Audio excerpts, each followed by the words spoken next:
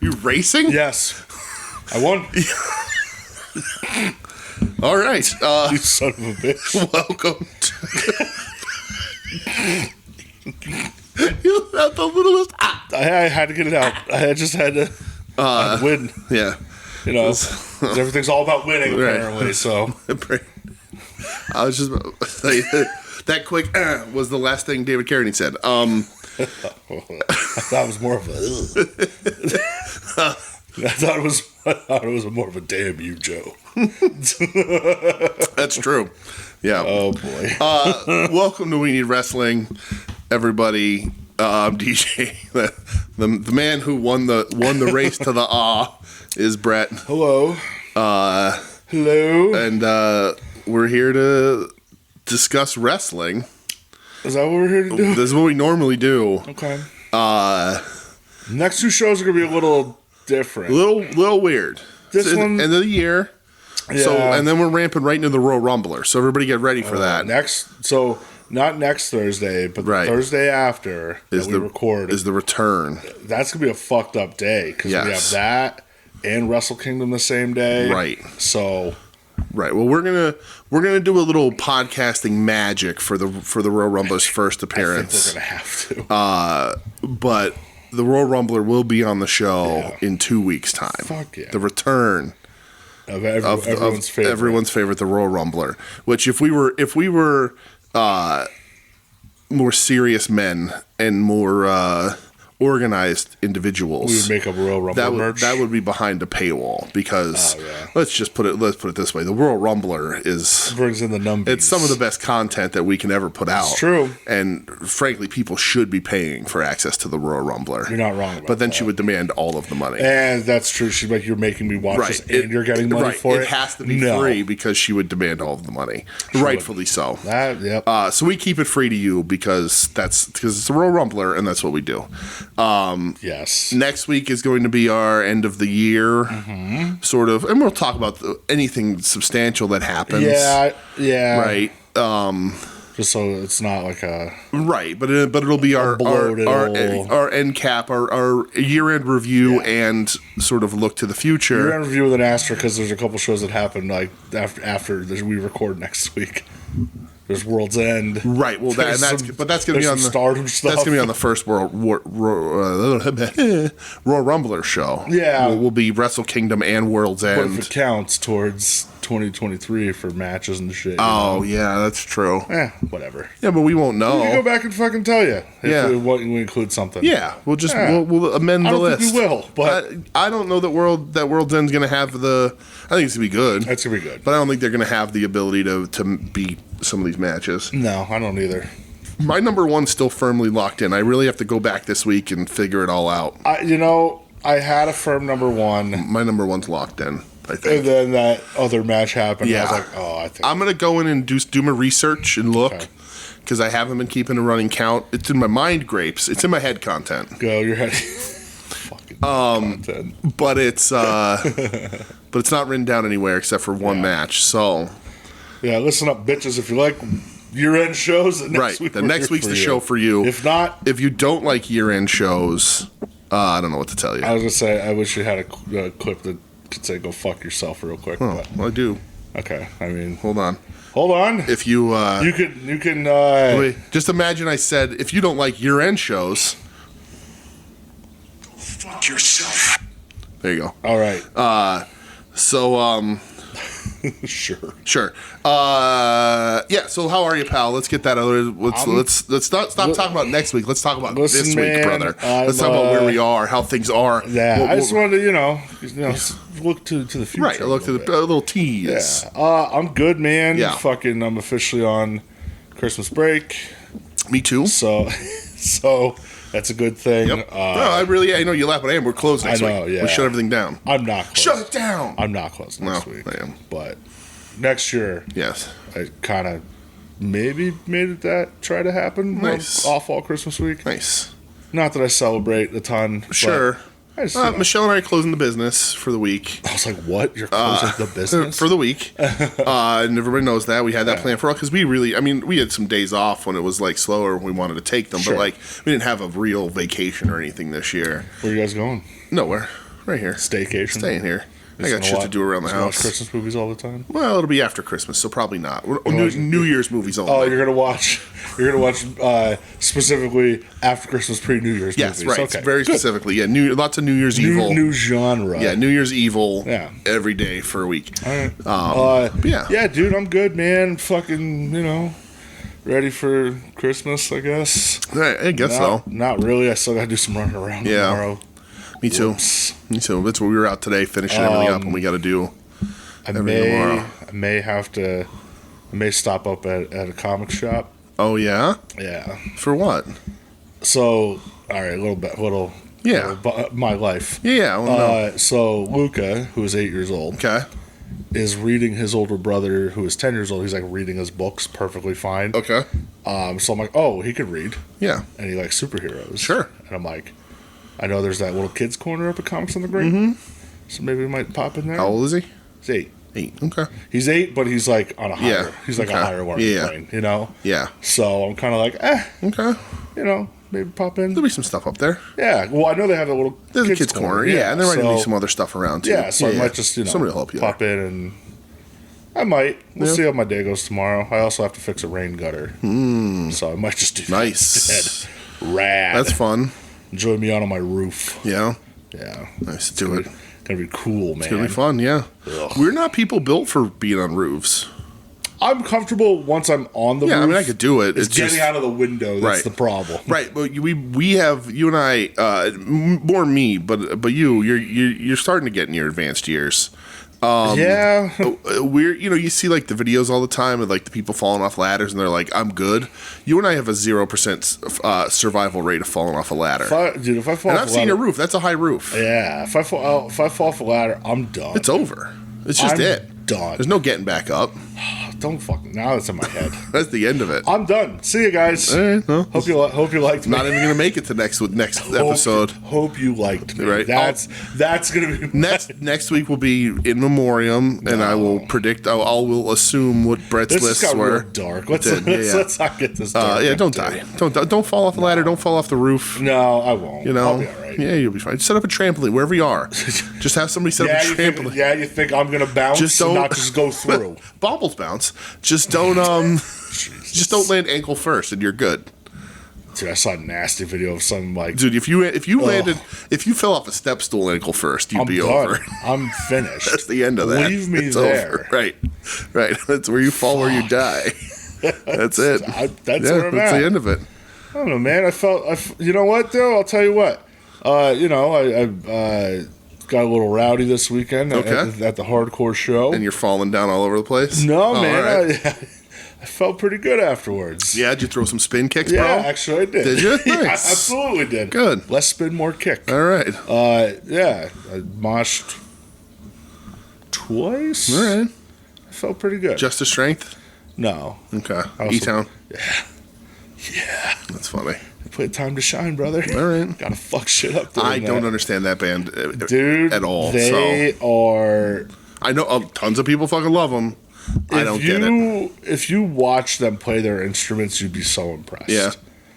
Like, me and Feeney were talking about it, because Feeney, he shreds. Sure. He's a shredder. Yeah. And, like, we both just, after they played, we were both just talking, and, like, man, could they just play. Yeah. They're so talented musicians. Like, Yeah. obviously it's hardcore, it's punk metal, Sure. whatever. You don't always have to be the most talented. Right. But, like, when they do, like, little, like, almost like hip-hop breaks and little jazz breaks, Yeah. so you're like, oh, no, they're actual Yeah. musicians. you know? Whittle-woo! Ain't no Whittle-woo! going on underneath Town Concrete. Yeah, right. Lots of people are like, hey, check out E-Town Concrete if you don't know who they are. They had a song on the first Backyard Wrestling video game. Did they really? Yeah. That's funny. It was off of, I think it was Doormats. It was off of the Renaissance. That's funny. That's fucked up that I remember. It is, that. yeah. I had explained to Michelle last night about how ICP and the Juggalos were put on the FBI gang list. Oh, Jesus Christ. Because there's the documentary about it. It's free on Amazon right now. Did you make her watch it? No. It was, I threatened, but it didn't happen. Threatened. It didn't happen. How are you, man? I'm good, buddy. Too? I'm good. All right, man. I'm good. Yeah, so you said at the beginning of the show, a little weird week. Not a ton to watch this week. No. Japan, we got one thing in Japan that we watched, which will be very, very brief. Yes. It's absolutely worth the trip, but almost not worth the trip. Yeah. Is it worth the bumper music? Yes, absolutely. Okay. I was like, is that even worth it? Yeah, 100%. But I've had like this tinnitus all week. It's been driving me fucking batty. Just like a low hum in my ear. So I don't know. Who knows what's going on? I tried to fix it, got a little bit better, then it came back a little bit.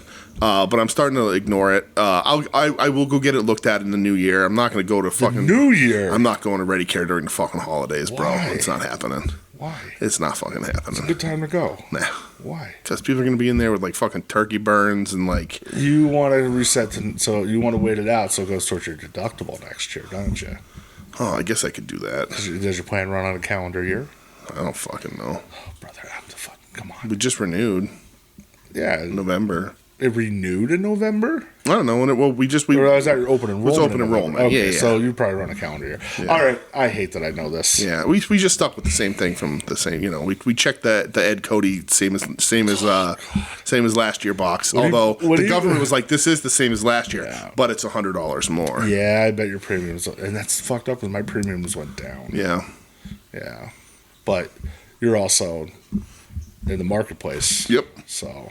And it fucking sucks. Yeah, dude. You can get a real cheap plan in the marketplace. Yeah, it's like zero coverage. Zero coverage. If you're the type of people that go to doctors, pay the money. Right. But anyway, I'm good otherwise.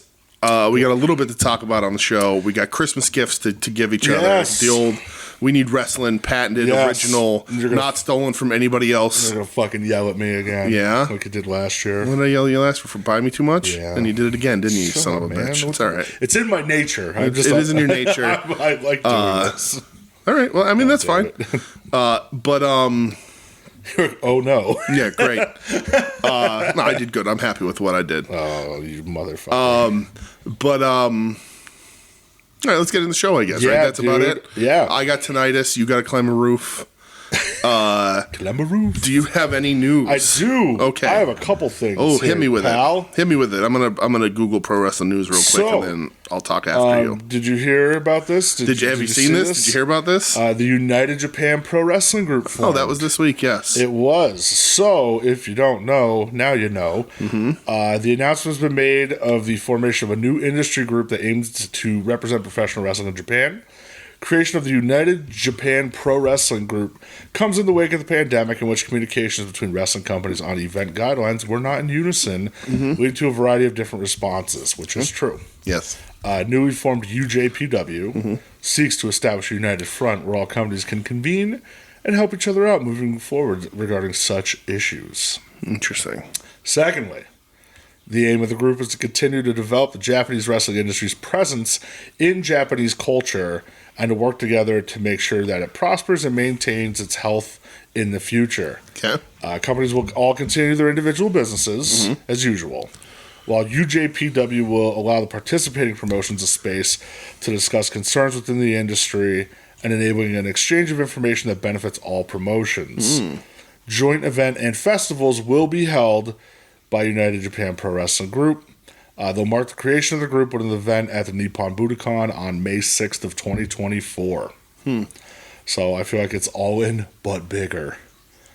Yeah. Or not all in. What was all together? All together. So the participating members are New Japan, Yes. All Japan, Noah, DDT, Tokyo Joshi Pro, Stardom, Ganbare Pro, Big Japan Pro, and Dragon Gate. Nice. So a lot of people kind of felt like this was a fuck you NXT Japan type deal. Like to kind of all be on the same page. Like, hey, like guys, we're not selling to anybody. I like you know? it. Yeah, sure. Who knows? Yeah. But it's cool. I think it's nice to have that open line of communication. Yeah. I think it makes things more interesting. Sure. In Japanese wrestling. Yeah. Because how many guys, they go to one promotion and they sit there forever and never do anything else. Yes. Do I think all the crossovers good? No, because you look at Noah's January 2nd event upcoming, and it looks like it's just a New Japan show almost. Is that on January 2nd? Yeah. That's funny. And it does. It looks like a New Japan show pretty much. And Keno kind of said that in his promo today. Oh, yeah. He's like, because now Shooter's on the show. And then I guess Kaito's going to be on Wrestle Kingdom. Okay. So, because fucking that bullshit ass House of Torture showed up on Noah, Ugh. So here's the thing, funny enough, talking about last year's Christmas gifts, that was when you got me the books about All Japan. I did, yes. And all that, right? And thinking about the United Japanese Pro Wrestling thing is really interesting because that book talked a lot about how in the 2000s, like Muto in All Japan, eventually he becomes president, but in the beginning, when Noah leaves, Muto and a bunch of other stars were on loan to All Japan. Yep. Like New Japan loaned them to All Japan. And the author of the book, whose names escape me, I have it at my desk, I go look for it, but was very clear saying, like, that has happened throughout wrestling history in Japan. Jonathan Foy. There you go.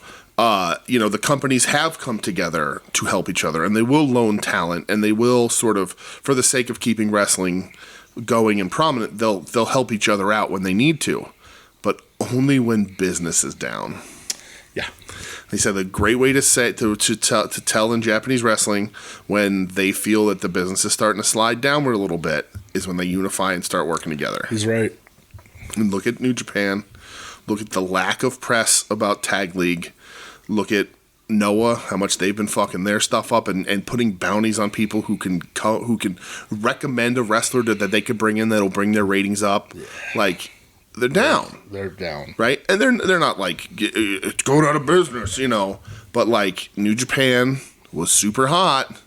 And it stayed super hot during the pandemic. They weathered that storm, came out of the pandemic super hot, and they're a little lost. Not a lot of things are clicking. Yeah. And so this, to me, after reading those books, is very much like this is a good thing. I'm not poo-pooing this. I think it's a good thing. But, like, it's because they all see that they could start hurting really soon.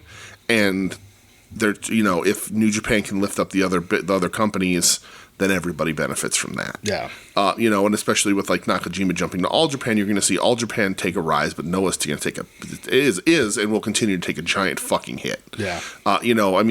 Their world champion isn't even main eventing their biggest show of the year. Nope. And that's their own fault. It is, yeah. But it's really interesting. It's going to be interesting to see. But these all together shows will be fun. Like, if you can pump up Dragon Gate and get them more out here. Like, I would love to have an easier way to watch Dragon Gate, but the streaming service is a pain in the butt. Yeah. Genbari Pro is something I always see on Wrestle Universe. But I'm like, whatever. Yeah. But like some Stardom Tokyo Joshi Pro matches that we haven't seen would be really fun. So we'll see what happens. Yeah, I know. I think it was Starlight Kid was saying that she wants like an all-together Joshi show. Yeah, that's cool. Would be cool as fuck. Yeah, absolutely. So yeah, more on that as it comes along throughout 2024. Yeah. Also, I have last Friday, I gave you some wrestling. Oh, well, unfortunately, this person isn't going to be wrestling for a long time. Kenny Omega is out indefinitely. Yes. It's not bullshit. It's real. Right. He sent out a tweet from his hospital bed. Yes. Saying, he's been feeling like shit lately. Yeah. And kind of was going to the wheels fall off. Got to the doctor. And, diverticulitis. Right. If you remember diverticulitis, that's what Brock Lesnar had in his We UFC named career. the F5 diverticulitis in the video game AEW and Kenny Omega. Well, sorry. I mean, it's that sucks. That's scary. I mean, that could be deadly. Yeah. So he's gonna be out a long time. I feel. Yeah, I think so. I mean, look at Brock was out a long time. Brock was out a long time. Obviously, I hope he gets better. Yeah, I mean, Brock came back as good as ever. So Brock UFC fought again, didn't he? He did. Yeah. Yeah. So I think he lost though. Yes. Because that's when Overeem kicked him in the stomach, basically. Yeah. Right. Yeah. And then it got announced this morning that from DDT, your favorite wrestler ever, Right. Chris Brooks is out with surgery. And that stinks. I think they said he had like some sort of tumor in his stomach or Yeah. something like that. Yeah. So now he's going to be out indefinitely. Yeah, but I think that won't be too long. You never know with shit like that. You never know. I think Core stuff is like real tough. They say indefinitely because they don't know, but like hopefully. I mean, selfishly, I want him to be ready back for Of course you WrestleMania do. because I want to meet him and tell him how I've been a big fan of his and his you shoulder want thing. to get him to sign your shoulder harness. Right, my shoulder harness. God. That has to happen. It'd be hilarious. How do you feel about Ed volunteering us to go see whatever show Frank the Clown versus Kid Bandit's on? I wasn't going to bring this up. Ed, pal, I'm glad that Twice isn't pulling you away from... I'm very happy about that. That makes me happy. Right, from Ed, Brett, and DJ Take Philadelphia, which could be very dangerous. I don't know that we should be unsupervised while doing this, but we're going to be unsupervised in Philadelphia for a few days. The three of us. Yeah, who's the voice of reason there? You, I guess, as the man who does not partake. Yeah, that's true. You know, and without Michelle's watchful eye, I'm a drinky poo or two away from doing nose beers with Ed. And then watching my ticker explode. What am I gonna do? I don't know. I'm gonna have to put you two on fucking that leashes. We're gonna me and Ed, people would pay to see that. I'm sure. Me and Ed in those monkey backpacks with the tail, the leash. That'll look real weird. I'm gonna have like those like baby holsters. I'm gonna carry Ed in the front, you on the back. That would look a lot weirder for me than it would for Ed. Something tells me that's true. But that being said, Ed, no, I'm not going to that match. The only way I'll be at that match is if I can swallow my pride enough to go see the anti-scene at that XPW show. Yeah, I kind of want to do that. I don't want to give XPW my money. No, not at all. But I do want to see Anti-Scene perform Funk You live. Plus, Eat the Turnbuckles playing. Oh, okay. I don't know who that is, but okay. Yeah, that was guys from Bad Luck 13's band. Oh, really? Oh, Jesus Christ! This is gonna be a disaster. Yeah, that's why I kind of want to almost stay away from that. Yeah. Ooh. Oh, it's gonna be so grimy. We'll see what matches they announce, but I want to see Anti-Scene. Kind of Sean bad. the Butcher from Liquid Metal's going to be there. So that's going to be fucked up. We'll see what happens. But it's the Thursday. I'm going to assume the late night show. Yeah, you can't have that. Death shenanigans. Yeah. So we'll see what happens. But God, I like Anti-Scene. Yeah. But yeah, Ed, no. Just no. He's going to convince you. So here's the thing, is that Ed likes bad wrestling. Like, Ed wants to see that for real. And I don't. It'd be kind of funny to watch Ed watching it. That's true. That's true. The experience of watching Ed laugh at that match live. Yeah. Here's the other thing, though, too, is that us two and Ed's going to look like a kidnapping. That is true. But also, we're going to have to be at his flanks at every given moment, so that when he's being Ed, nobody tries to mess with him. I got your back, Ed. You're all right. You're good in my book. You're okay. So we should both dress like Mr. Hughes. I would love to do that anyway, man. We're just Ed's security in Philadelphia. Yeah. Sign me the fuck up, brother. We'll wear Hayabusa staff T-shirts. Jesus. All right. Little lanyards. Do you have any other news? I did. I Googled pro wrestling news. Okay. So Charlotte Flair is out with a knee. Dude, her knee. She blew everything. Trinity She blew of knee everything. injuries, It's all everything in there. It's all blown. ACL, MCL, Right. meniscus. It's just floating. Gone. It's just a floating piece of bone. Ugh. But they re-signed her. I saw. And apparently Mercedes Moné, the AEW talks are over. She wants more money than Charlotte made in her new deal, apparently. That's wild. Good luck. Yeah, good. Hey, if you can do it, great. I think that the guild is off the lily regarding her. making an impact to a company like AEW. I think her recovery has been too long. And she had a pretty nasty injury, though, right. You know? I'm not saying it's her fault, but it's been a long time. She's asking a lot of money because I think she knows that, like, well, I need this money because if I get hurt again, sure, this could cost me my career. It may already have. We don't know what she's gonna like. It was her ankle, right? Ankle or foot, right? And as you know, you could lose one of those. Right, real but quick. like think about and I know Pillman's was a car accident, but like Pillman's ankle went and he was never the same. No, he tried, but he wasn't. So like I think WWE's an option for her. I feel bad for Naomi because she left her out in the fucking twisting in the wind with that one. If she goes back to WWE, but her problems with Vince and he wasn't there and whatever. But I don't think her coming to AEW has the impact anymore, particularly with everyone sort of dragging AEW for being WWE light. Sure. I don't know that you need Mercedes anymore, but who knows? Brogan Finlay. Brogan. I don't know who that is. That is brother of David Finlay. Oh, there's another one. That is the youngest. He's 21 years old. Got signed by WWE. Okay. He's going to NXT. Could you take David too? He attended his tryout with Maddie Renkowski. I saw she got signed. Jasmine Allure, and OVW's own Hollywood Haley J. Sign them all, please. I know they've already. I think they turned down Holly. Brogan is a fourth generation wrestler. His brother David is the seventh and current leader of the Bullet Club. Go away. Brogan Finlay made his in-ring debut June 2021 with a victory over Chris Dickinson. Remember that name? Unfortunately. He's going to be on the next PW show. At a Beyond Project Dolphin event. Was a relative newcomer. Finlay has competed in multiple promotions. GCW, New Japan, Wrestling Revolver, Black Label Pro, Blitzkrieg Pro, to name a few companies. Brogan lost to Tony Deppen at GCW's See or No event. Let's see.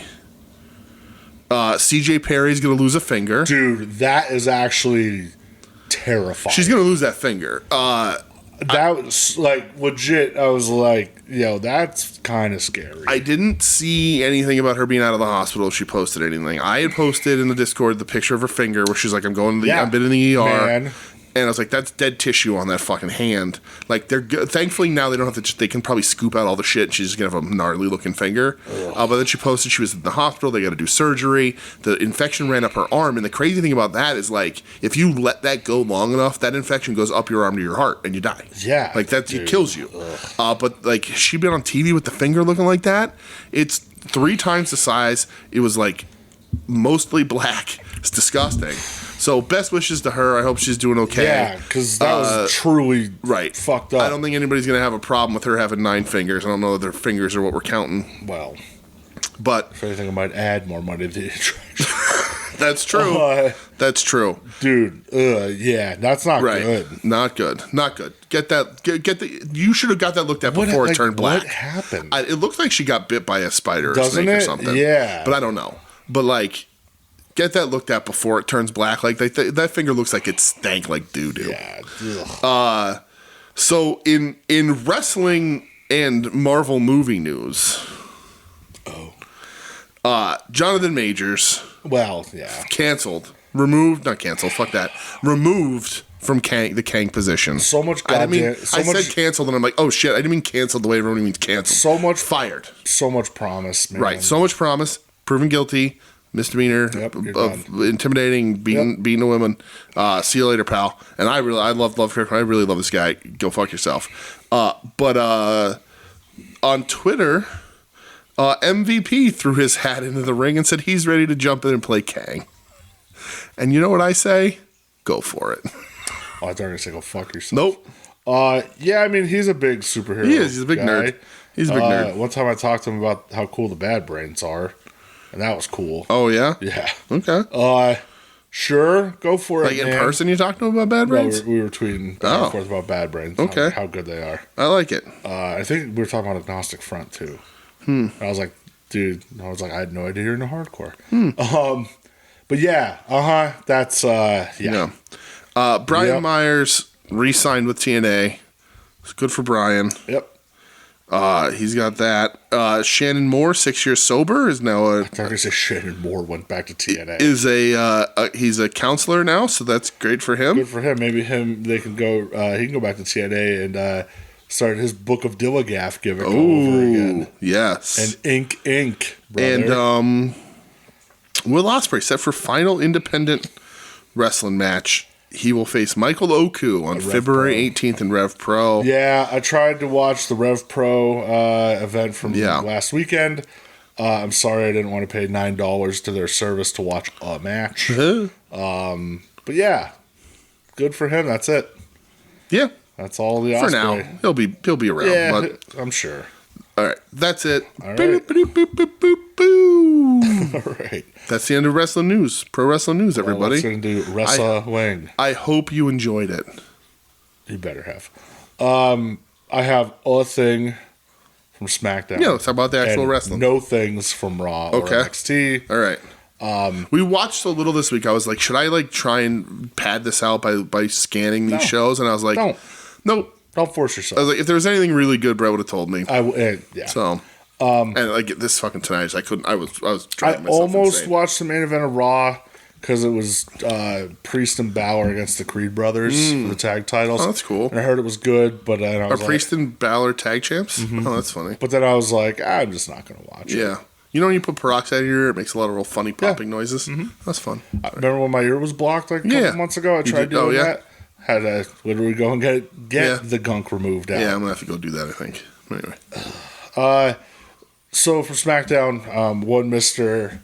AJ Styles made his return. You mean the disciple? Dude. The disciple AJ Styles? I'd like to know who's writing up these regimens Yeah. for these guys that I just want to know. on a comeback. I'm a man who... Who's your dealer? Bro, your chicken dealer. So... Yeah, who's your chicken dealer? What kind of fucking grass-fed shit are you eating? Because, I'm a guy of a particular shape, and I would like to change that shape. And I keep meaning to start it, but it's ended up being like a New Year's dumb thing for me to do it. But I'm gonna try. Hey, man. I just want to know. I need the numbers. I want to know how much chicken and how much rice. I need quantities here. Is it a cup of rice with every meal with a chicken breast? Is it 2 chicken breasts and a quarter cup of rice? Is it 2 cups of rice and half a chicken breast? Maybe it's not chicken breast at all. Are you eating chicken thighs sometimes?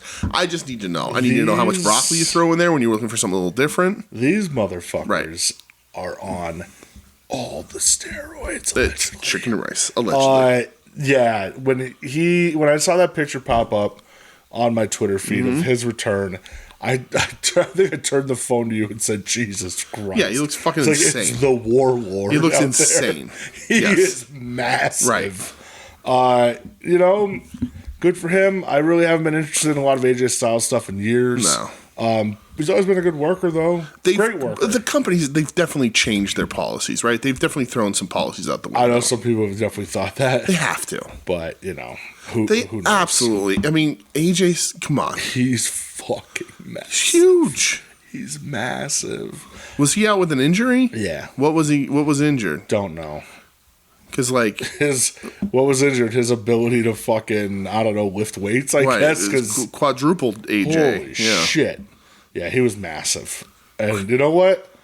More of that, please. Yeah, absolutely. Listen, the answer Yeah. isn't less steroids. The answer is more steroids, and you give them the right fucking people. That's a fact. So, Yes. Ring of Honor held their final battle pay-per-view. Yes, we're going to talk about that before Rampage. Yeah. I'm fine with that. Right? They happen on the same night, so... Yes, they were both certainly live on the same night. Well, they weren't live. They just happened on the same I night. know. Yes, Final Battle. So, I watched all of this, but in pieces. I didn't. We don't have to talk about all of it. No. I'll say this up front. We're not going to talk about all of it. I thought it was a very good show. Yeah, especially for the price of a month subscription. Right. That's the way they should do it. That's great. And it makes a ton of sense. Yeah. But yeah, I don't. There's some stuff on here that's okay. It's not worth talking about. Mm-hmm. But as far as a wrestling show goes, this was like I don't think there was any stinkers. I think watching it in clips, I'm like, okay, I can get beyond that. But this was good. It was a good show. I have 4 matches I'd like to speak of. If you have more, let me know. If there's more, I'll talk, but we'll go with your 4. So the first one, it was the opener for the AAA Mega title. Okay. El Hijo del Vikingo versus Black Taurus. Yes. So I'm familiar with Black Taurus from some stuff in Mexico. Mm-hmm. Black Taurus' time at Impact. Right. Love the look. Did he get a contract? Who? Taurus. With who? With AEW. You're jumping ahead. Okay. Brother. Am I? Did I see that actually happen though? That happened last night. Did it? Okay. Maybe we'll talk about it next week. Okay. Because it might air tomorrow night. Oh, okay. I didn't realize that was a spoiler. Okay. I pick up what you're putting down. Okay. Yeah.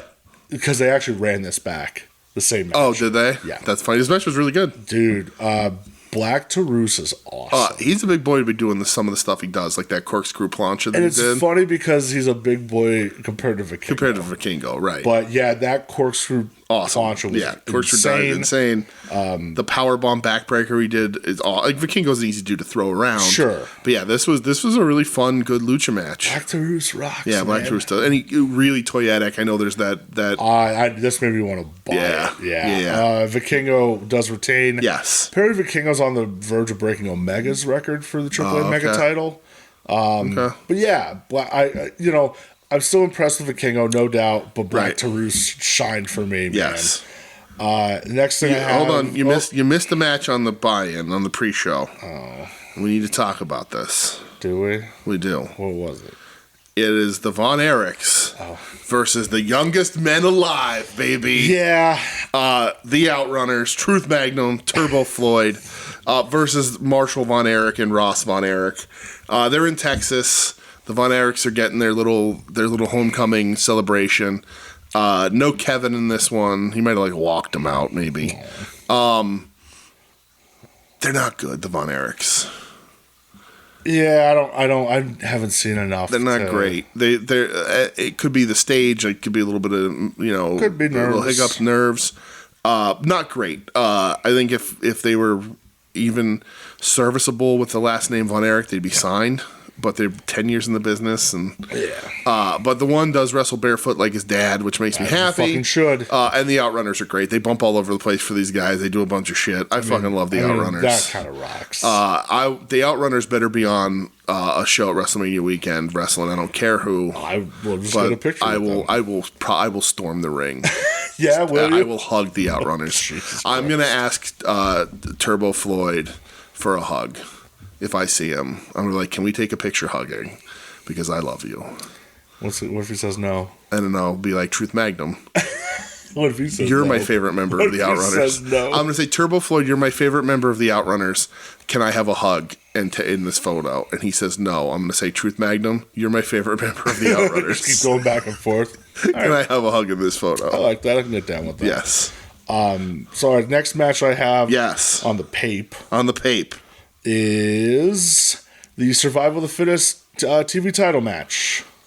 That skips a lot, but yeah, I don't. If there's anything you want to bring up, you certainly can, because I'm good. Very shortly, I have no investment in this match because I don't regularly watch Ring of Honor and I don't give a shit about Tony Nese. Mm-hmm. But Ethan Page Tony Nese was a good match, and commentary. Because every wrestling show needs Ian Riccaboni. I agree with that. I would put Ian and Caprice as my team on every wrestling show. They're knowledgeable. They have a good rapport and chemistry, and they know what they're supposed to be doing because they do such a good job explaining this feud, this program, and all the things that are going in the match that I'm like, oh, okay, I understand this. Mm-hmm. Commentary made this match better than it was. And it's a good match. Commentary improved this match so much. Sometimes maybe people don't realize that commentary matters that much. Sure. But it really did take this match to it added a half a star to this match, how good the commentary was. But that's it. I just wanted to mention that. I'm not watching Nyla Rose versus Vixen on a pay-per-view that goes under sub 3 minutes. But yes, Survival of the Fittest. Yeah, so this is for the vacant TV title. Because Samoa Joe dropped it. Yes, so you have Kyle Fletcher. Seemingly because he's going to have to go film Twisted Metal Season 2 soon. I guess, man. Kyle Fletcher. Yes. Brian Keith. Yes. who won a pre-show match to get in this match. Yes, Dalton Castle. Yes. Commander, Lee Johnson, and Lee Moriarty. Shoddy Lee Johnson. Yeah. Not Shoddy Lee Moriarty. No, Shoddy Lee Moriarty. So Kyle Fletcher, number one. I don't know what this look was there, brother. Hey, I ain't for it, man. So I get like the red because that's what he's doing with Don Callis. But then I was like, when I was watching the match, and I don't know if I just wasn't paying attention, and then I was like, oh, did he get hurt? Like, why does he have a giant gaping wound on his back? Yeah. And then he zoomed in, and it was like, was it supposed to be like Carnage symbiote? I think because it was like veining out. Like I don't fucking nerd. It looked real dumb. What a nerd! I thought he just like tore a muscle. Like it looked like Cody's like pec tear. Yeah. Very weird. Yeah. But that's fine because the match is real good. Match is awesome. So survival of the fittest, it's elimination style. Yes. And yeah, how about Kyle Fletcher gets a fucking singles title? Yeah. So Lee Moriarty beats Lee Johnson. Mm-hmm. Lee Moriarty Leon beats Lee crime. Right. Lee Moriarty beats Dalton Castle. Yep. Moriarty. Then everybody's behind Moriarty. Did you like real Dalton hard. Castle just his role in this match just to keep getting thrown out of the ring? Yes.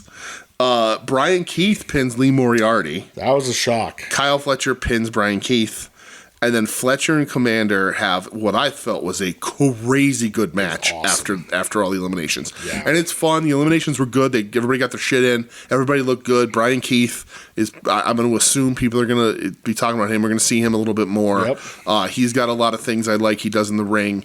He does some smart things, character work while he's working. Yeah. And some stuff. So that's cool. But Fletcher Commander bounty hunter, is man. really fucking good. Yeah. Kyle Fletcher, you know, I think I said it. I think you might have said it. I think Ed said it. If he was to have stuck in New Japan, 2025, he'd be world champ. Probably. He's 24 years old. Yeah. He's a better haircut. Yeah, he does need a better haircut. Sky Blue likes it, though. Sorry, Adam. I'm not. But yeah, man, he has it. Yeah. He's a fucking machine in the ring. Yeah. Like, he's so good. Hulk Hogan would look at Kyle Fletcher and be like, "Listen here, brother. Yeah, listen, look here, dude. We could have done a ton of business, brother. Yeah, Taking this on the loop." he's so fucking good. And he does everything he needs to do for Commander. Commander looks good here. Commander doesn't win a lot of matches in AEW. No, But Commander doesn't need to. No, but he's still over. He's got his pay-per-view jacket.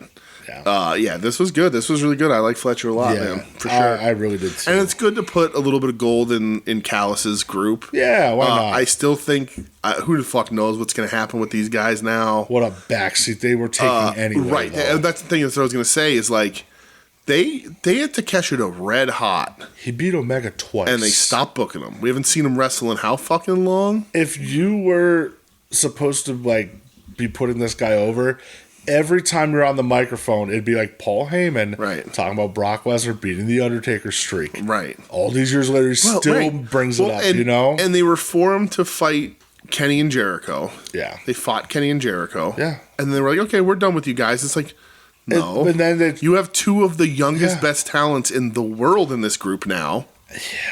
What are you doing? I don't understand it. I really don't. It's super weird that they're not on TV featured regularly. It sucks that they're not on TV featured. It's very weird. But good for Kyle Fletcher. Yeah. Happy for him. Always like Kyle Fletcher. Right. Especially watching him rack his nutsack on the fucking guardrail. Absolutely. Poor guy. And then the next night going, not doing that one again. Go, no. Yeah, like it is super weird that like Takeshi is like nowhere. And that stinks. Yeah. Because Takeshi's super fucking good, man. He's done with a couple like squash tags on Rampage. Yeah. That sucks. Yep. All right. So we have next the match in the honor of Jay Briscoe. Mm-hmm. So it's FTR teaming up with Mark Briscoe going up against the Blackpool Combat Club. Yes. Of John Moxley, Bryan Danielson, and Claudio Castagnoli. Mm-hmm. Claudio and Danielson, two absolute Ring of Honor fixtures, I think. Absolutely. Same thing with Mark Briscoe, obviously. Yep. Mm-hmm. You know, Ring of Honor from beginning to end. Well, not even end, still riding it out. Yes. I love this. Yeah, it's great.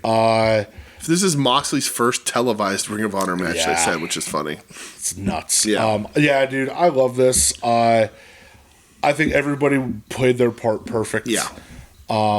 I love when it ended. What did it originally end on? Was it a count out? So it ends at almost 19 minutes on a double count out. And everyone's like, oh, it was a fight without honor. I understand. That's how they advertised it. They changed it. They made a wrestle match. Yeah. And then the fans are chanting for more.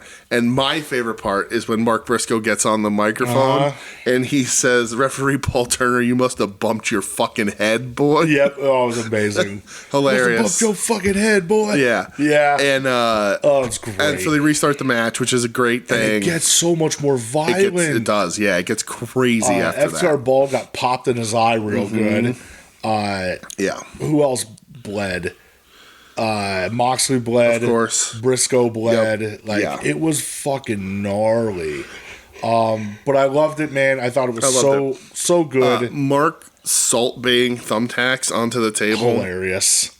was great. Dax taking the Dax pile driving Mox off the apron through the table was a great fucking bump, and the thumbtacks all like fly up like a cloud. It was awesome. Really great visual. Yeah. And the finish is the exact finish it was supposed to be, right? Yep. It's the two guys that had the most experience. Like Dragon has a ton of experience with Jay Briscoe. Of course. Mark's his brother, and the end is Mark, Driller, onto Danielson on the chairs. Yeah. Right, it was to Danielson, wasn't it? Yeah, he pinned Danielson. It's the perfect way to do it.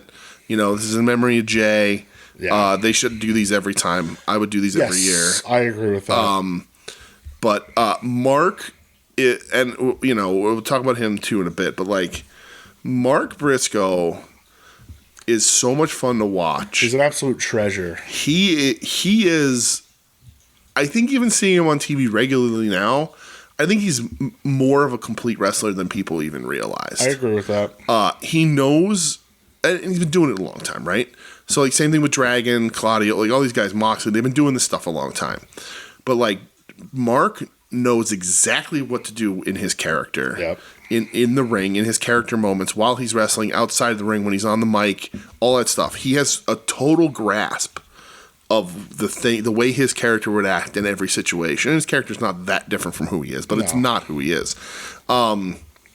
He's just so good at that. And when I watch him wrestle, especially in the C2 and this, I'm like, man, he has it all together. And we knew this, and I've always liked Mark. I saw Mark wrestle when he was like fucking 17 for the first time.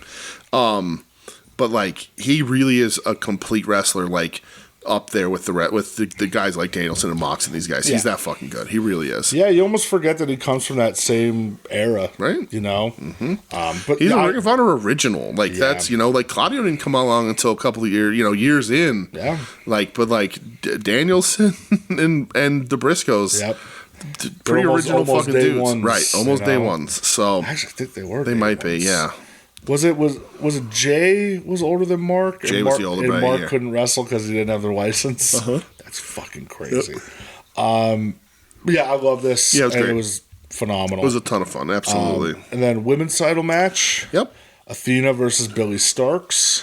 Very weird to me before this that they do like the Eddie Kingston thing. I'm not going to complain about Eddie Kingston being on a pay-per-view. Yeah. But Eddie's like, I don't have a match. Give me a match. And they just give him a weird tune-up match on a pay-per-view. It was like, what, 4 minutes? It was like 4 or 5 minutes against Anthony Henry. And it's not bad. Yeah. But like also, we know those titles are hung up. So like, we all know that Anthony Henry ain't beating Eddie. And we know these titles are hung up in the C2. So like, but I get it. You want your champ on. Yeah. But first time Ring of Honor pay-per-view history headlined by a women's match, right? Nope. No? They're liars. Really? We were at it. Death Before Dishonor. What was the main event of that? Athena Willow. Oh, was that? Yeah. Then why aren't they? When they said it on commentary, I go, well, that's wrong. You just had a pay-per-view in July. Yeah. Where it was headlined by Athena versus Willow. Yeah, why wouldn't you? And that would have been for the title and everything. For the title, yeah. Why would they do Willow like that? Don't know. Because they should have switched the titles that night. That was when that whole arena hummed. Yeah. That was the main event that night. That was the main event. All right. Yeah. Because the sub-main was Claudio versus Pac for the ROH title. Right. Mm-hmm. Weird. Don't know And what. that was the first time I saw Taguchi. Yeah. That's crazy. That was like wow. Like I remember that match. I remember everything. Match was fucking my brain doesn't work, so I don't incredible. remember the main event. But yeah, like that. I still to this day I've never heard an arena sound Like Like- the actual buzz. like a buzz because they wanted Willow to win Yeah. so bad. Willow should have won that match still. Yep. Yeah. Huh. Fucking liars. I'm gonna tweet at Riccaboni right now and call him a fucking liar. He doesn't really tweet that much. Go on Threads. Okay. He's a thread head. I saw Eddie Kingston's on Threads a lot. Yeah, he is. According to Eddie, it's popping. Threads popping. Yeah. I don't know how much I believe that. But, Right?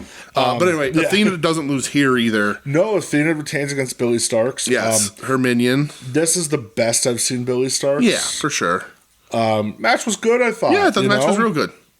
I think Athena bumped like crazy for Billy to Absolutely. help her out. Yeah, for sure. Billy's like 19. You know, she's a young Billy's so kid. young. They've been doing the program on TV with being her minion, and she's teaching her how to be a badass and Yeah. whatever. Because Athena fucking rules. Uh-huh. Athena, No matter how much Tim doesn't like her. yeah. Oh, really? Timsy doesn't like her. Timsy. I'm almost positive he said he doesn't. Yeah. Yeah. Tim, I'm sorry, I take it back. Slander. So the reason why I keep waiting for her to lose the title is because like I would like for her to have good matches on AEW television. I would too. But that doesn't seem to be the way they want to go. And I think if they do that, it leaves the Ring of Honor Women's Division twisted in the fucking wind. When you put the strap hold on Vert Vixen. Well, they just added a Ring of Honor Women's TV title. Really? Uh-huh. Why? Don't know.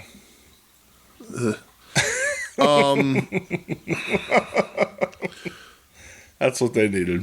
Cool. I'm not like one of these guys like, oh, too many belts, but for them, I don't think we needed it. No, I don't think you need another belt. But anyway, this match I liked a lot. Yeah. I thought the suplex off the announce table was really cool. I'm surprised you didn't cringe when that happened. Because right. how much you love that. It was gross. Uh-huh.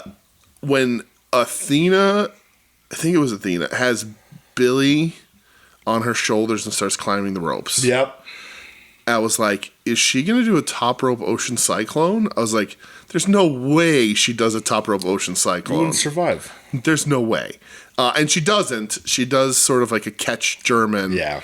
And then but does the electric chair driver on the apron. I think Billy did that to Athena. That's one of Billy's like Yeah. signature That's moves. super cool. Yeah. That looked great. Yep. Yeah, I like this match a lot. I do too. I think it had the weight and the story and it was a good enough match to be a main event of Final Battle's a pretty big show. Like Yeah. Final Battle's dude. super important to Ring of Honor. Absolutely. They always go all out, and this one, and people talked about it before, and I still think it probably historically, if you looked, it'd be one of the weaker Final Battles. I'd imagine, yeah. But it was, I think it was a really good show, and I like this main event. It's good for them. It goes did almost too. half an hour. Confused at the end, yeah. where like Billy just hugs Athena and agrees to be her minion anyway. Yeah. And I'm like, I thought maybe you'd do something else. Like she's, a little weird, she's gonna right? turn on her, and because like Athena's is a bad guy, and I think he's supposed to be a bully. yeah, but she went, and there's the thing where she gave the award to Lexi Nair. Lexi Nair. I was gonna say Lexi King. Lexi Nair. Are you one of his intellectual predators? No. Okay. Jesus Christ. It was Lex Offender. It was. Oh, I know, but you're now a intellectual predator. Is that you- people have been calling that now? Yeah, Oh, Jesus Christ. you are a fan of intellectual assaults. Jesus Christ. Good on All you, right. Lectual chocolate. you Lex pervert, you. Jesus Christ. Let's talk about Lex, baby. No, let's not. Yeah, we'll leave that up to another show on the Super Name Network. I don't want to be stealing heat there. But yeah, I like this pay-per-view as a whole. I like this main event. I did too. There's some ups and downs. Yeah. I think they could have and probably should have paid a little more attention to it. But I think that Tony Khan's slowly coming around to the realization of what he did, and I'm glad that he bought it. But I don't know that Ring of Honor is sustainable like this. You know what, though? Here's the way I look at it. I saw people complaining about that Yeah. with Ring of Honor. And somebody made a good point. Ring of Honor's always been Right. It doesn't need to be any more than it this. doesn't need to be Right. I think a major thing. what we're getting right now is what Ring of Honor can be, which is fine. I don't think it can get any better. And I know he won it on TV, and a lot of people try. I said I just don't. I don't see that happening. No. And it's funny because CW approached them last year about it, and he's turned them down. And said no because he wanted to respect the Warner Brothers deal. Yeah. I think Ring of Honor, I said this the day he bought it, and I still stand by it. The money for Ring of Honor is in the back catalog. I haven't been looking enough to see if they've updated and added a lot of shit in there that was missing. Hopefully one day they get around to it. Yeah. I don't know. But that's where the money is. And, but you're still putting on good wrestling. I just think the ceiling is met. Right. The ceiling is met for Ring of Honor. Which is fine. It's just what it is. Right. If you want to put on like a quarterly pay-per-view where you have a couple good matches that I'll tune in. Right. Why not? Exactly. Putting them on the network is the right way to do it. Yeah. All that kind of shit. So, I agree. Yeah. So all right, we'll go to AEW. Yeah. Guess so. Rampage. You have Orange Cassidy teaming up with the Von Erichs. Yes. What are their names? Marshall works barefoot. And who's the other one? Bruce? No. Bruce Von Erich. Bruce Von Erich. Bruce. What kind of a name is Bruce? 9 months. The best thing you can come up with is Bruce. Hold on. I thought I had it in here somewhere. It doesn't matter. They team up with Orange Cassidy. Yeah. To go up against Daddy Magic. Ross. Marshall and Ross. That's right. Those are both names of stores. Marshall's and Ross's. And they're like discount stores and shit. Where's TJ Maxx Von Erich? I wonder if that's one of the. Look at my third son, Best Buy Von Erich. Dress Barn Von Erich. If you had a daughter, it could have been Macy Von Erich. That's true. Close to Lacey Von Erich. That's true. But they team up with Orange Cassidy, go up against. They're still fucking 2.0 or whatever, and Jake Hager. Yes. The match is whatever. I'm more. I want to talk about Tony Khan paying for the Von Erichs to come out to fucking Stranglehold. Yeah. It's so sick. We always say about Stranglehold, whatever about Ted Nugent. Ted Nugent fucking sucks. If you like him, I don't give a fuck. If you don't like him, fine, whatever. But that riff. The riff it's one of the best riffs of all time. it's just one of the guys. Stranglehold's one of the coolest fucking guitar riffs ever written. Such a badass riff. It really is. It's one of the coolest riffs ever written. And said because that's what the Von Erichs used to come out to in Texas. Yep. So that was badass. Absolutely. And the post match. So this is the best part of this match. Absolutely, it is. The 2.0 and everybody there's a beatdown, Hager and 2.0 beatdown, and they're about to beat up Danhausen, right? And the music hits again, and Kevin Von Erich takes his sweet ass time. He does the Jeff Hardy waving to the crowd on a run in because it's such an urgency to get in the ring. I gotta save my balls. But he's got to wave, and he walks in, takes all the time. Puts the claw down on Hager. After Danhausen punches Hager in the nuts. Right. And then Hager gets the fucking iron claw. So the thing that made this for me is that Kevin was so fucking happy. Dude. It was so cool. He was so happy to be there and to be doing this. And Kevin has had a tough life. Yeah. I think Kevin is a little loopy. I wouldn't blame him for being loopy. But he's so pumped to be there. Yeah. He does the Iron Claw. He's having a fucking blast. He's so proud of his kids. Yep. You can see all that. He's so proud of them. Brett? I used to be able to do a Von Erich. Yeah. I can't do it anymore though. How many years older than Sting is Kevin Von Erich? 2. It is 2 years. I did not know that. He is only 2 years older than the Stinger. And he's lived so much more life. Such a wild life. I will never not be happy to see Kevin. Dude.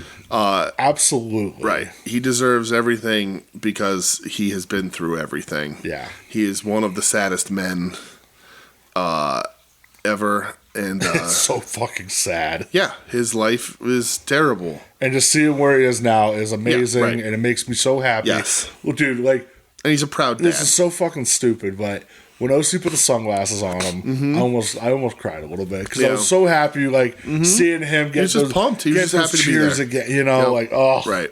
oh, it broke my breaks my heart, but it makes me so happy. And the Von Erichs, Texas, crazy Texas Still family, love them. But like, and They're gods Carrie there. was in the E briefly. Yeah. But like, they're never a family that the WWE has cared to try and profit off of. No, So they've never really bothered. Like, they've done action figures, they're in the Hall of Fame and everything, but like, they've never really bothered to be like, well, we're rolling out the Von Erichs again. yeah. So it's good for them to get their moment, and It was awesome. Whatever. It was seriously so but cool. don't sign them. Sign Kevin. Sign Kevin. Yeah. Just every time you're in Texas, have him come out and just fucking Yes. iron claw somebody. Right, Texas Are only. you kidding me? It's so cool. I'd even be fine with Texarkana, but not. Yeah. Don't go beyond anywhere out there. Just the Fuck. Yep. And you got to grab the wrist. It gives it yeah. extra power. The only other thing I have, Oh, the only other thing. which is the last thing on the show, so if you have anything else. So they show the Briscoe Lethal promo here because they're facing each other. I really like this promo. Sure. Lethal sends the guys away, and they sort of talk. The Jarrett Junction. Right. And they're like, they're two old Ring of Honor friends, and Mark's like, we're doing this for the love of the game Yeah. and honor.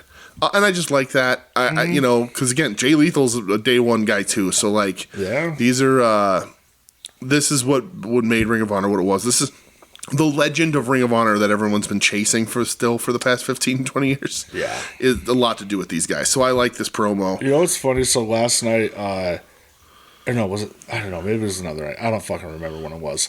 I was watching. Shout out to Kim Justice. If you go on YouTube, search Kim Justice. They do such cool compilation retrospect videos for all walks of wrestling. A lot of Puro stuff. Okay. But they did.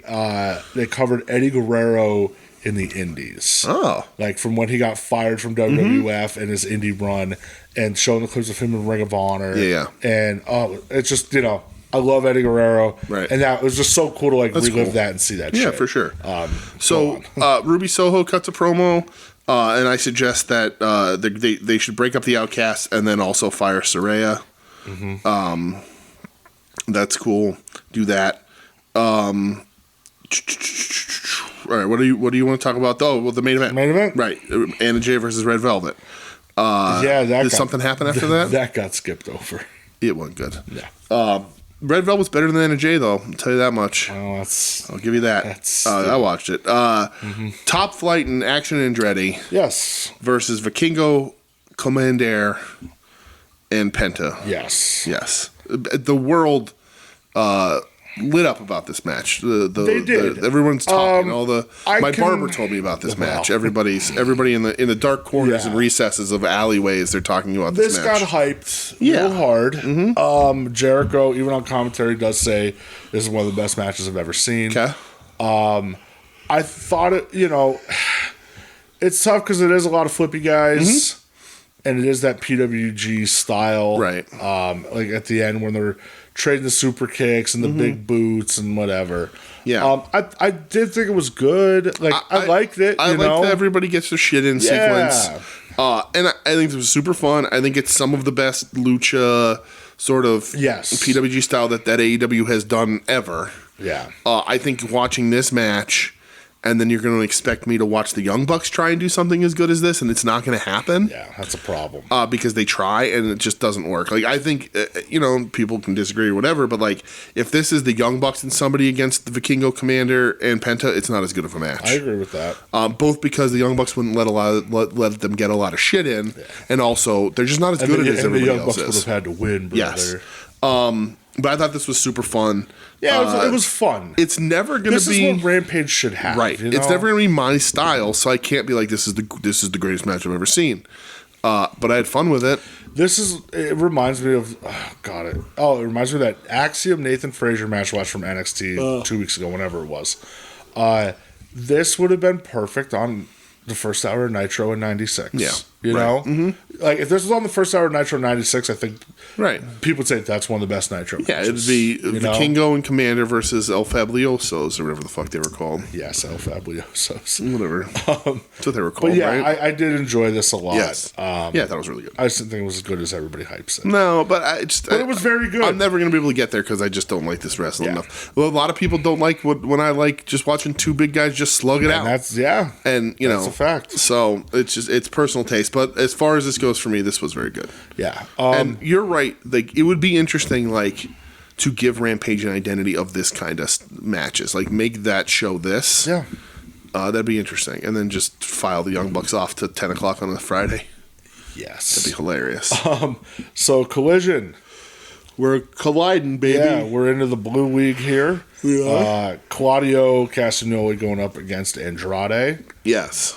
Claudio gets the win. People got fucking mad in the crowd at this fucking win, dude. Yeah, they did. Claudio does a little dick kick behind the ref's back. Well, so I believe this was in Texas. Yeah.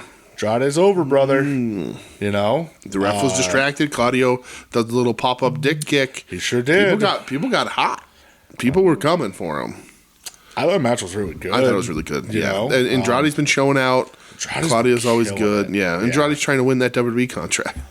I mean, he looks like it, brother. He sure On the does. Chicken and rice. Chicken diet. and rice. He's on the WWE approved chicken and rice diet. Yeah. Good for Claudio. Gets some points here in the league. I think he's already out of it. He could play spoiler. So it's Claudio Danielson this week. Yeah. We'll talk about that later. Yeah. So here's your hey, Abaddon is getting a weird push thing. Squashes somebody. Jasmine Allure. Sure. A recent WWE signee. Is that true? You mentioned her name before. Oh, did I? Yeah. That's funny. Because you said it and I go, why the fuck is that familiar? I think she was just at the tryout. I don't think she got signed. Okay. Abaddon wins. Yep. Lights go out. Lights go out. There's Julia Hart. Uh-huh. Julia Hart. Yep. And then Sky Blue comes out. Yep.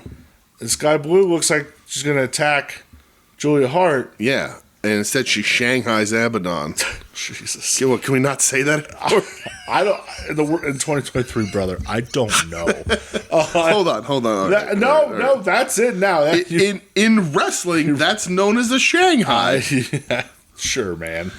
I'm not gonna judge you for it. DJ said that, not me. So yeah, Julia Hart and Sky Blue are beating down Abaddon, and then what the fuck does Nigel say? He's like, that's not Sky Blue, that's Sky Black. Oh, Jesus. I went, oh no. And then some random lady in a pink ensemble runs in the ring. I didn't know who this was at first. And I was like, oh shit, that's Thunder Rosa. Do you know the actual definition of Shanghaiing? No. Shanghai means to kidnap a seaman for enforced service at sea. Okay, well. To force or trick someone into doing something, going somewhere, or to work for you. Well, that's not what happened in that. Not at all. Well, all right, you're safe then. Well, I don't know. I think I might be in more trouble. Listen, man, oh, God. Hold on. You're here. This is... Here's a new segment on the show. Did DJ just cancel himself? Jesus Christ. Does Joe know the card? Oh. Did DJ just get canceled? Oh, no. Cancel me. I'm already canceled. So, yeah, this all happens, and Thunder Rosa runs in the ring and saves Abaddon, and then they give a very hearty handshake at the end. They do. And now I guess they're sisters in paint. And they're teaming up on Collision. Thunder Rosa's first match back in like a year and a half, 2 years it feels like. And she's teaming with Abaddon. Yeah, that's a weird pairing. It's Julia Hart and Sky Black. It's very weird that AEW was like, okay, we have a spooky lady. And she's going to wrestle a different spooky lady. And then we're going to take the bubbly lady and we're going to make her spooky to give the spooky lady a tag partner against the spooky lady. And then...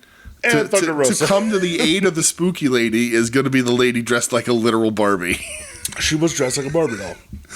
And they're like, yeah, we're okay. We're cool with that. And then Abaddon like shakes Thunder Rosa's hand. Very weird. Mega Power shake. Very weird. Yeah. But I'm fine with it because it means more Abaddon on TV.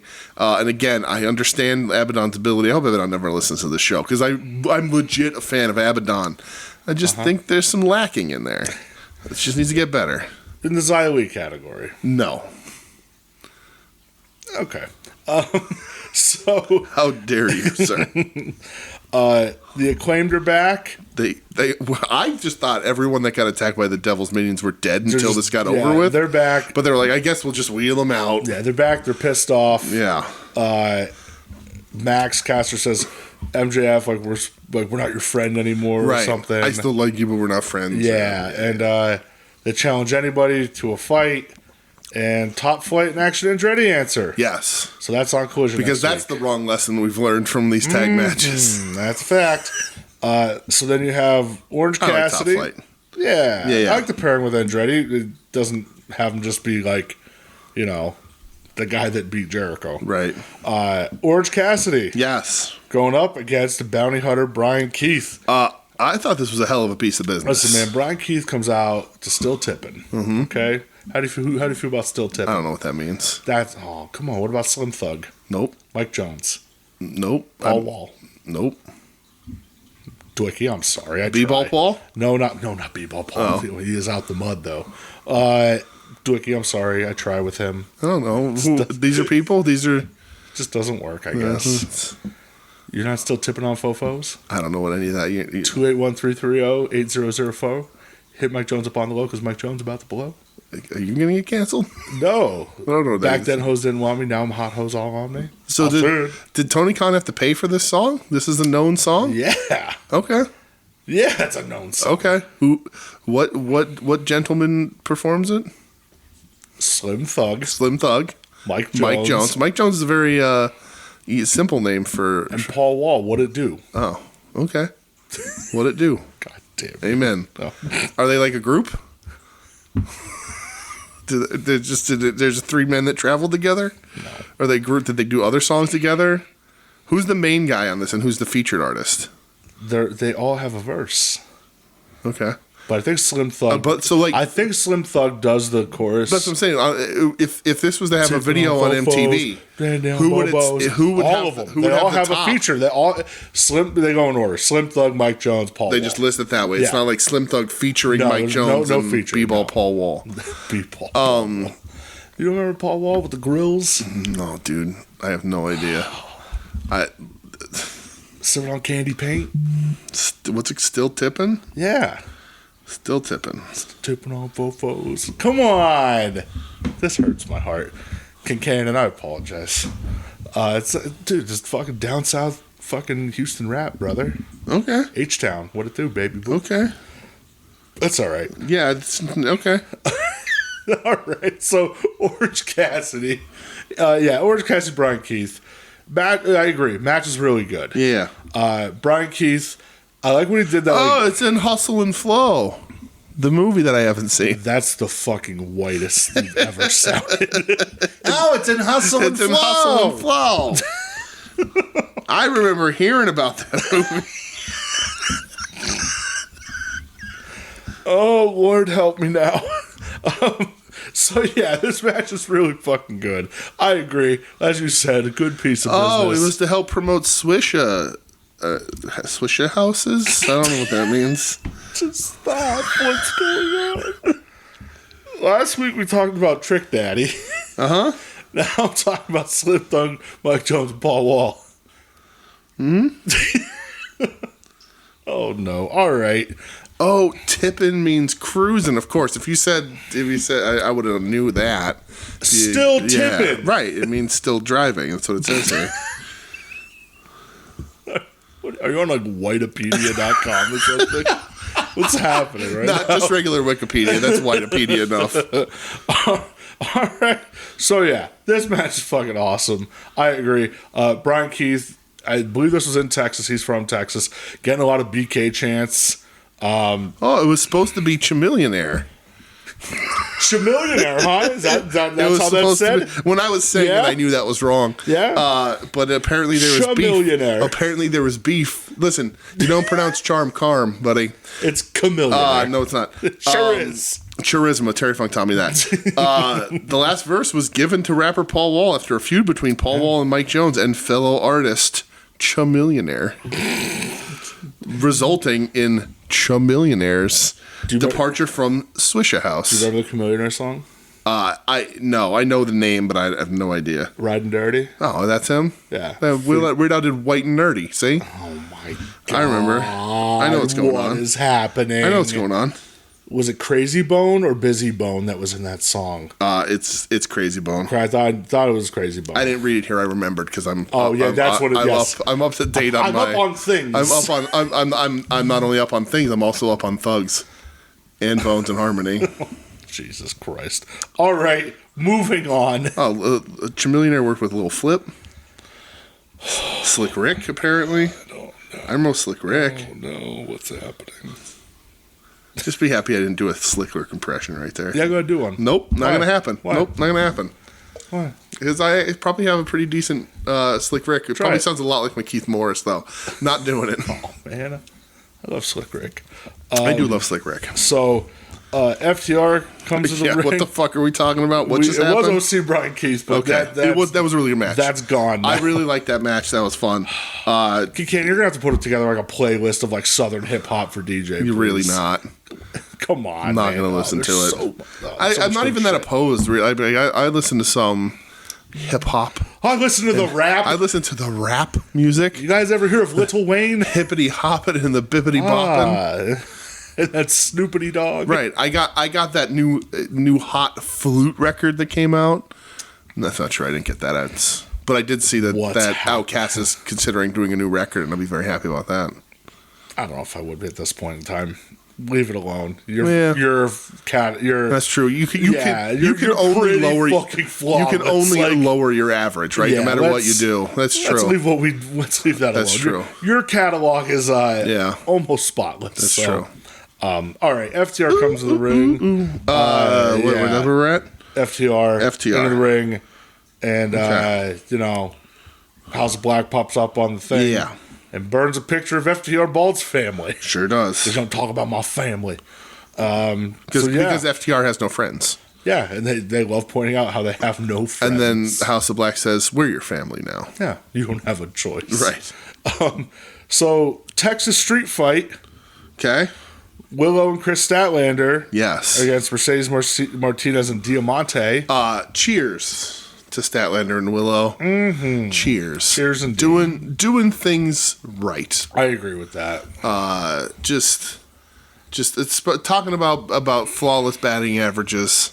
Cheers. Good on them. Cheers. I think people liked this match more than I did. Okay.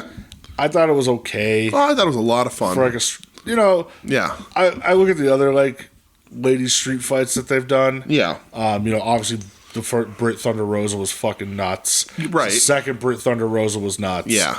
That random tag with Anna and Tay Conti. Yeah. Against Bunny and The one where Boney bled everywhere. yeah, Penelope Ford. That was crazy. Was that the one where Stat came back and she pushed the glass out of that thing and smashed Penelope Ford's face? A different match. Was it? Yeah. But yeah, I thought it was it was fun. Willow and Diamante bleed right away. They're Yeah. throwing ladders at people. Someone got to take that. Mox has to sit down and Right. have a seminar with them. The apron powerbomb table bump was really cool. Mm-hmm. I just had a lot of fun with it. I thought it was fun. I thought it picked up in the second half, and they were just going fucking crazy, and I liked it. But you're absolutely right. It doesn't compare to those other ones, but it's And still that's really hard good. because those other ones are Yeah, right. really great. Did you like Tony Storm's interview with Renee? Darling, I'm very busy. I'm very Very busy. Yes. My favorite line when she talks about the upcoming Saraya Riho match was, I don't care if they rip each other's hair out, rip each other's eyes out, and Yeah. slap each other's tits off. Because then when I face one of them, they'll be a bald, blind, titless mess. Yes. And then I love when she says she's going to throw the shoe, and Renee's like, no, I go on to you. And Yeah. that was when she goes, very good reflexes, Renee. Right. I fucking love Tony Storm. Yes. More on that later. Riho versus Saraya for the number one contendership is just something I'm Really lighting the they world on announced fire. it. They just announced it here. And I'm like, nah, I'm good. I'll tell you what is good. Eddie Kingston versus Daniel Garcia. No, hold on. Hold on one second. Oh, no. Brian Cage versus Job Guy. Yeah, I skipped that shit. You skipped it. And I figured you did, and I have to Absolutely. tell you something that Brian Cage did in this match. Brian Cage did the Buff Bagwell taunt after this match. You can't just do that. He did the running in place. The buff strut? Excuse you, sir. into the pose. Yep. So I used to do that on the playground in like 5th grade all the time. Just do it now. Buff strut. I'll fucking strut, baby. I'll do it right now. But anyway, Eddie Guerrero. Well, in my brain from before. Eddie Kingston versus Daniel Garcia. yeah, there's another Continental Classic Blue League match. Yes. And again, great. another banger of a match, dude. Especially like the last 5 minutes or so. The crowd man, is did it pick super up. hot for all of this. Yeah. The work is great. Eddie is having a really, like, everybody, these C2 matches everybody's doing so Yep. fucking good. Absolutely. But like Eddie is really delivering in these fucking matches, and he's had great match after great match. Most of the guys really have. It's crazy. There has not been a single No. match in this tournament. Not one. Yeah. I thought this was Great awesome. stuff. Yeah, for sure. And then main event, Buddy. Brian Danielson There's versus Brody King. right in the beginning of this match, I think maybe on his entrance, Brody King just yells violence at the camera, and I was like, this is bad for everyone involved, but not for me. Brother, this gave me flashbacks. Danielson to Takeshi Morishima from Ring of Honor. When Danielson hits the Busaigo knee and Brody kicks out, and the whole crowd just starts barking. Yep. Like, this is Bryan Danielson. Like, this is one of the most beloved over. I gotta be careful when I say that because maybe he's not. Like, super over guys in this company, in WWE, in Ring of Honor. Like, Danielson is one of the most respected guys, and again, the greatest in-ring wrestler of the last 20 years, if not of all time. So I'm going to kick it back a little bit to this because earlier in the FTR promo against House of Black, they say to Malachi and Buddy, or you're just mad because Brody is more popular than both of you combined and he's on his own, and you're mad that Julia Hart is a champion in this company while you guys are sitting there just unrealized potential. Right. And I was like, man, that's a really good line. And then, like you said, Brody's getting cheers over Danielson in this match. And we talked about this like last week, the week before. Like, Malachi and Buddy want to leave, which seemingly they want. They have contracts, but like, you know, they're significant others. The other company, the other company would welcome them back. And we said this. Don't let Brody go. No, you can't. The crowd's barking for him. He's super fucking over. I watching this match, I was like, he should be your Walter. Yeah. I don't care where he is on the card. When he stands in the ring across from somebody, he has a chance to beat them. Yep. It doesn't matter. He's too big. He's too cool. Like, he just looks too cool. He looks too fucking threatening. I'm pissed at the fucking, it's like the 1 of 5,000 figure. Dude. There's a regular one, but the 1 of 5,000 has like the necklace, the chain, and everything. I want both chases out of that shit. What's the other chase? Punk wearing the red shorts. It's Punk with the red shorts. The tape's not red. The tape should be fucking red. I do agree with that. It should be red. But anyway, I think Brody King is the standout of this C2. Yeah. When it's over, he's not the best. When it's over next week, like we'll talk about the tournament in whole.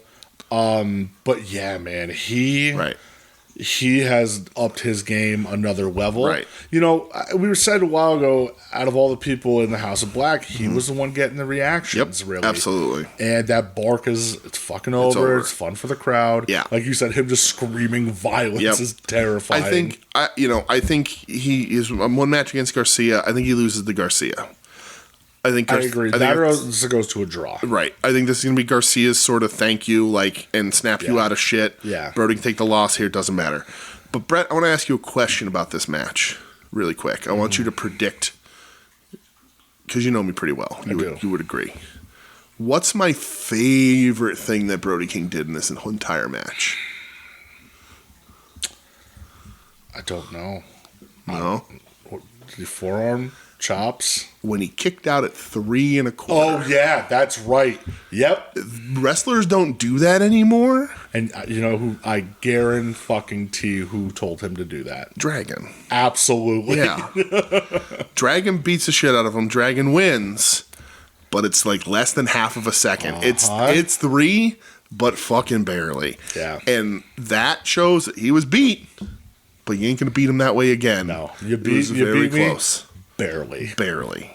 It's such a cool thing that guys like him should be doing. Yeah, I agree with that. I was like, yes, it's such a little thing in wrestling that people have sort of slipped away from, and it's such a good storytelling point because Brody can say, yeah, you beat me, but like it barely. It was less than half a second. You know, quarter of a second more, right? And that was it. Right. I don't know if you saw Brody's backstage promo after this match. I did not, dude. It's amazing. Yeah. He's just talking about the tournament and how he's like, he drops some F-bombs. He's just like, we bleed for this shit. Mm-hmm. We live for this shit. We're pro wrestlers, and this is what the fuck this is all about. Yeah. And then at the end, he goes, Danny Garcia, next week, I'm going to beat the shit out of you. I'm just like, uh-oh.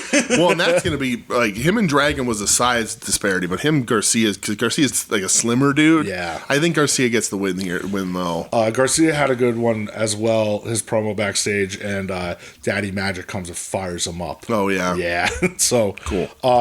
Yeah, man. What, dude? Collision. Mm-hmm. What? This might have been the best episode of Collision so far. They've been doing a lot of good collisions. Was really good shit. Yeah. There was one that 2 or 3 weeks ago was also really good. So. Well, dude, the C2, man. C2's been. I don't know who it was, Trevor Dame or somebody. Maybe somebody in the Discord was like, AEW should just become a year-long everybody round robin tournament. Let's do it. just everybody round robins all year long. Yeah, I hate looking ahead to the future, but they better. There's no way they don't extend this next year to be too big. And that's the problem. I don't want. They're going to. It's too successful. They're going to jump too far ahead. I wouldn't mind them adding like another person to each bracket. That complicates math, though. But I think it's gonna, or maybe add 2 people, go up to 8. But I think I'm worried they're gonna go to 4 brackets. Too much. And I think like the G1 did. I think it's too much. When these brackets all got announced, we said, wow, there's not a bad wrestler here. Jay Lethal's the worst one, and he's okay. But go up to 8. I think you can go up to 8 person a bracket, and just add 2 more guys. I think you can get them in there. Man, we'll see. So fucking good. Yep. Dynamite, yes. Again, Continental Classic. Yep. Kicking off the show with Swerve. What? Versus Roosh. Okay, but Swerve gets a babyface entrance here, dude. Like Swerve, his graphics are babyface graphics. You can't deny it, right, man. Right. And the show doesn't even start with the typical Dynamite intro or anything, or the music. When they open the show, it goes right to whose house, and the crowd goes ballistic, crazy. But yeah, this is a babyface entrance. And like the Gates of Agony and Cage come out trying to look all tough, and then there's a babyface entrance for Nana and Swerve walks all cool and collected, but he's fucking babyface. Sorry, pal. He knows. You did it. He knows. You did it. Yeah. You did it, and we'll talk later because they tease a direction, which is where they absolutely have to fucking go. Yeah. This match fucking rules. Match is great, dude. Roosh kicks out at 1. That was on awesome. A 450, which is fucking crazy. There's a moment in this match right towards the end where Swerve jumps up to the top rope to do like the stomp or whatever, and the crowd is just going nuts. Going crazy. Like he stands on the top rope, just stands there, kind of like gazes out to the crowd, and they're just chanting Swerve's name. Crazy. Oh, awesome. Like, let's go with it, man. So this is where they start to talk about the math, because this is sort of, this finishes the math. Oh, it starts to finish the math on everything. Swerve ends with 12 points. Right. So this match ended, and I was like, Swerve wins, and I said it looks like it's going to be Swerve versus Mox, which they would run back. And then I was like, but if Switch wins tonight against Mox, it becomes a 3-way. And in my notes, it says that's how I would do it. It says three-way if Switch wins. That's how I'd do it. Yeah. More on that in a second. Yes. Mark Briscoe, Jay Lethal. Ooh, the Jericho promos before this, and it's not really a promo. It's not a promo, really. I was shocked. I was like, where are they going to go? And they kind of just went like, we don't know. Yeah. I kind of hope this is not Jericho admitting like this wasn't working. Right. This is just more so, hey, we can't ignore a guy like Kenny Omega being hurt. I'd leave Jericho off TV for a little bit. Yeah, I would too. Yeah. Let him go do his Fozzy shit, go do whatever, but Right. he doesn't need to be on. Right. television. Bring him back on commentary. Let somebody jump him on commentary and build a program from that. But yeah, Yeah. I thought he was like, oh, I'll fight him anyway or whatever. And I was just like, okay, huh? Yeah, I thought so too. He was going to Yeah. say, I'm going to find a partner, and I hope they don't do it next week. Yeah. I hope they kind of just let this go. Do you think Kenny being out rushes the Young Bucks back?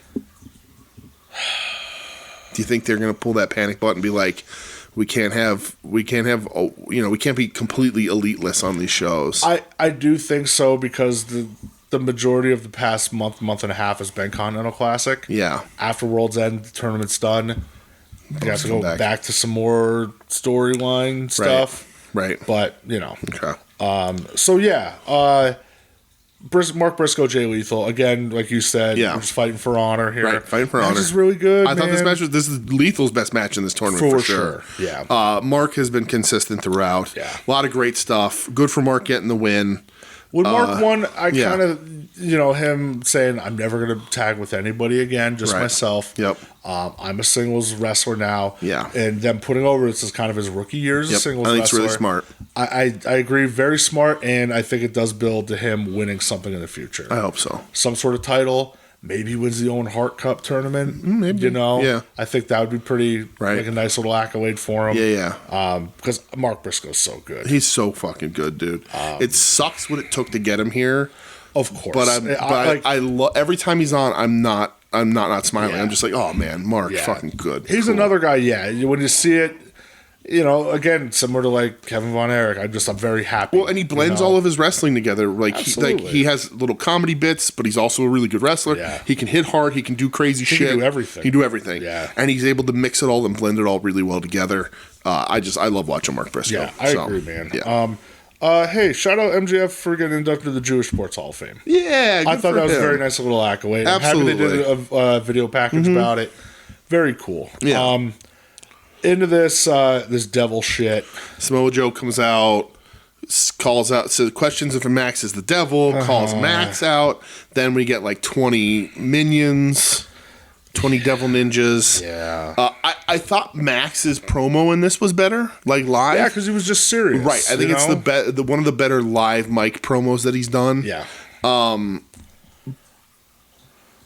And then the devil issues them a tag match challenge For the again. ROH tag titles? Right, again. But remember when they went to do that and then they never showed up or whatever, or Max got jumped. Max got jumped, yeah. So I'm like, okay, we're just doing this again. This thing, I would love when in 10 years when AEW is dead and gone, when WWE has absorbed them, when the ratings finally tank and Meltzer's right, and whatever, and all you WWE heads get your way, and AEW doesn't exist. When AEW's shuffled off to the travel channel because their deal with Warner Brothers is out the window, like everyone's waiting for. I want the real story of what this was supposed to fucking be. Yeah, I had a conversation today with my my boss. Yes. He said, he goes, what do you really think of this stuff? And I said, honestly, it's run its course. Yeah. I can't wait to see who it is, but only because I want it done. Obviously Adam Cole getting hurt threw Yeah. a wrench in this Yep. stuff. It's sad. It Yeah. bums me out that he's hurt again. Yeah. But I want the original plans. I just want it done. Yeah, I want to know the original plans. Yeah, I just want it Right. done. And like the reveal isn't going to be anybody that you that it's going to be satisfying. It's almost impossible to pull this to a satisfying ending now. Yeah. I don't know what they're going to do. Part of me doesn't care, but I also want to see what they try and salvage out of this. Because this was meant to be their biggest storyline. Dude, when it happened that first night, that everybody was, I love a good whoddunit. Right. Now it's, And I'd like it's this not to their be fault. over. It's their fault now. They've let it go on too long. But the Adam Cole shattering his foot and ankle so bad, jumping 3 feet off of a fucking ramp, upended this thing. Like, I think it could have been him. It could have been Britt. It could have been a lot of people. And I don't know that any of this is going to be satisfying in any way. That this, what's going to come out of this is the devil's revealed, Max is going to retain, and we're going to move on. Yeah, because it comes down to, well, you're the devil. Nuh-uh. Right. You're the devil. Yes. It's just, all right. Yes. Enough. Very weird. Yeah. But we'll see. They have to reveal it at World's End. Yeah, I mean, They can't drag this to keep the doing new those year. Wardlow videos where it keeps saying your world's gonna end, and I'm gonna expose the devil. I just want to be like, man, are we right on the nose here, brother? Like, They have to do. like if he's involved with it in any way, I don't care. It's got it. Joe and Max Ring of Honor titles. Oh, but that's not at the pay-per-view. no, that's on Dynamite. I was gonna say, do that at the pay-per-view. Have them lose to who, and then the new Ring of Honor champions or whoever's under the hood, and then the devil gets in the ring and unveils themselves as the mastermind. But they're gonna have to All this over the Ring of Honor tag title. right. They're gonna have to beat those guys this next week, and then at the pay-per-view, you have to reveal who the devil is. You have to. You would think, right? Have to. So I'm not gonna spend much time on this. Riho Soraya. This is not good. No, it wasn't good at all. I'm here for Tony Storm on commentary every week. Because Taz is her favorite landlord.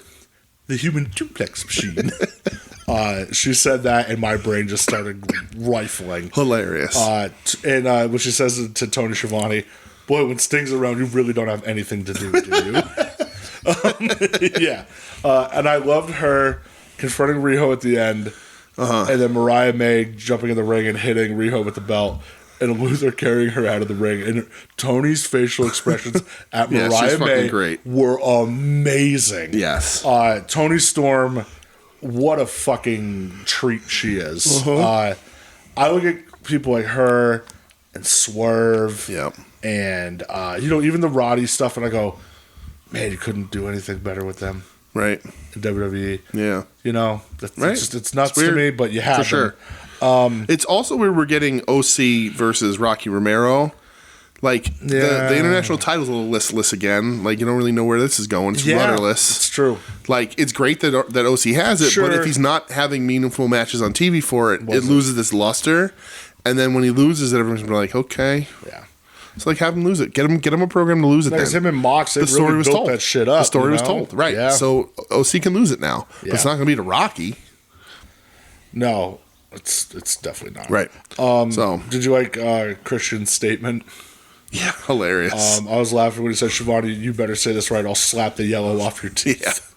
So him and Edge, or is it next week or World's End? It's at the pay-per-view, I think. Sure. Yeah. This is where Fumbled that a little bit too. Remember, Edge is here to be here every week, and he's gonna this and that. It's like, oh, is he? I mean, it's okay because the last time you saw him, he got his neck stomped. Oh, that's true. So I He's go, okay, hurt, right. that's Yeah, that's fine. true. You can Okay. sell that. Yeah.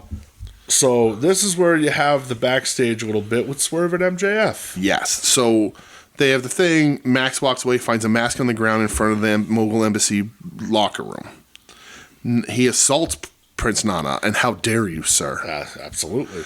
And then Swerve tells him to be careful. And if this isn't what you have planned next for Max, don't do this to me. Yeah. Because Swerve is the guy who beats Max. Swerve. You Swerve ate him alive here. Right. But you need to you do the devil thing. Max flips back to bad guy because Cole's not there. Cole's not going to be here for a little while. Flip Max back because Swerve's babyfacing it. Yeah, and I know some people pointed out on Twitter, you couldn't have had this happen in front of a live crowd because Right. Max would have got Right. He wouldn't. I don't know if he would have gotten booed. Right. But Swerve would have got a much bigger reaction. January, February, Swerve needs to be world champion. March Revolution. Is that the next pay-per-view is March? Okay. So, and then when After World's End. Okay, and then All Out. That's not till All In is in September or late August. Late August. Okay, And then All Out's the week so after. Swerve is champion for the summer Swerve. Yeah. And then Ospreay beats him in London. Yeah. Because Swerve is on a fucking tear right now, and I said this last week, I said it here, we'll talk about it at the end, but like Swerve needs to be the guy who beats Max. Absolutely. I used to think it was Eddie. I think where we're going with Eddie is exactly where we all thought we were going with Eddie. Mm-hmm.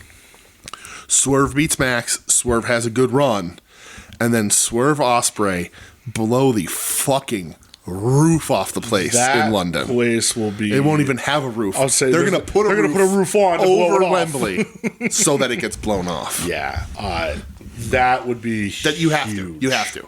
You can't do that any other way. No. You absolutely have to do that. I love the line where Swerve mentions about Max and his tryouts and stuff, and he goes, "You do tryouts, I sign contracts." Right. He goes, what a line. Max like, "We used to travel." He goes, "Yeah, we did. Thanks for driving. Some of the best sleep I ever got." Yeah.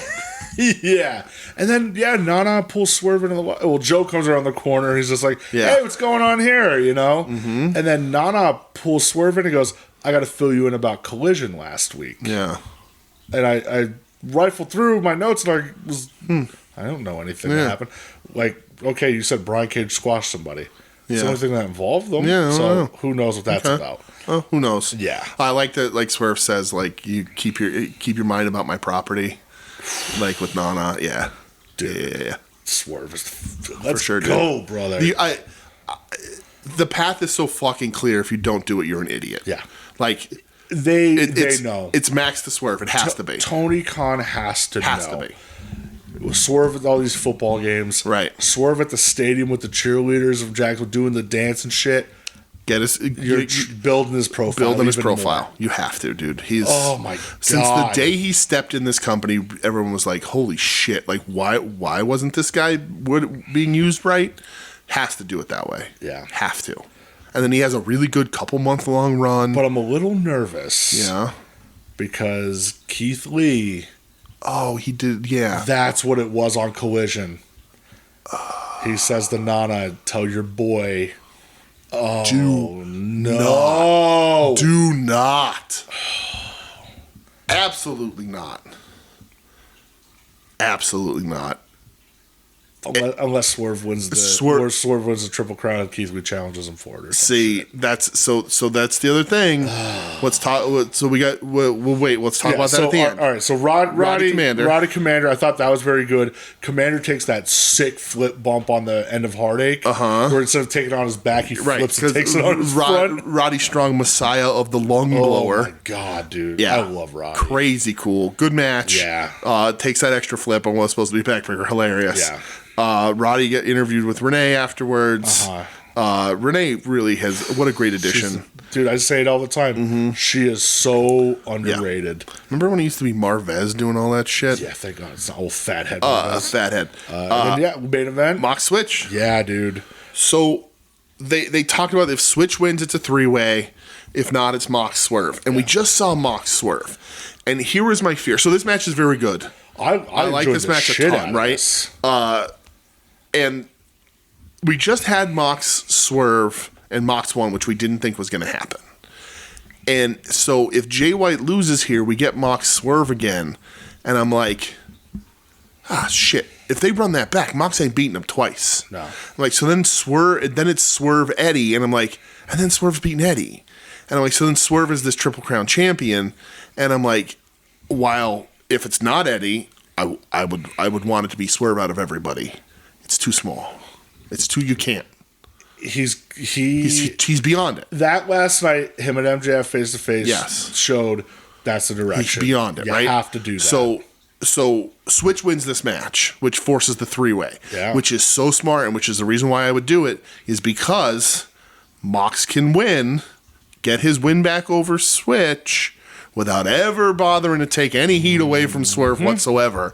And then if you want, in the meantime, while you're waiting for Max to get that going, you can do Swerve Mox again. You can do Swerve Switchblade, and you can say like don't do Swerve Keith Lee. Don't do Swerve Keith Lee again. Don't run it back. It died a death when it was happening. Don't run it back. Yeah. The match could be really good. Just don't do it. No. He's so far beyond that. Yep. Do not drag him back into the middle card program he was in when he's so far beyond it. So I think they do this 3-way because they knew they couldn't run Mox Swerve back. with not having Mox win. I still think Mox wins it out because it's got to be Eddie Mox. I feel that way too. That's the story. Like you can do a ton of things, but so it's the 3-way. I still think Mox wins. It keeps Swerve protected. Switch can take the pin because Switch still did really good in this. Switch can have beef with whatever.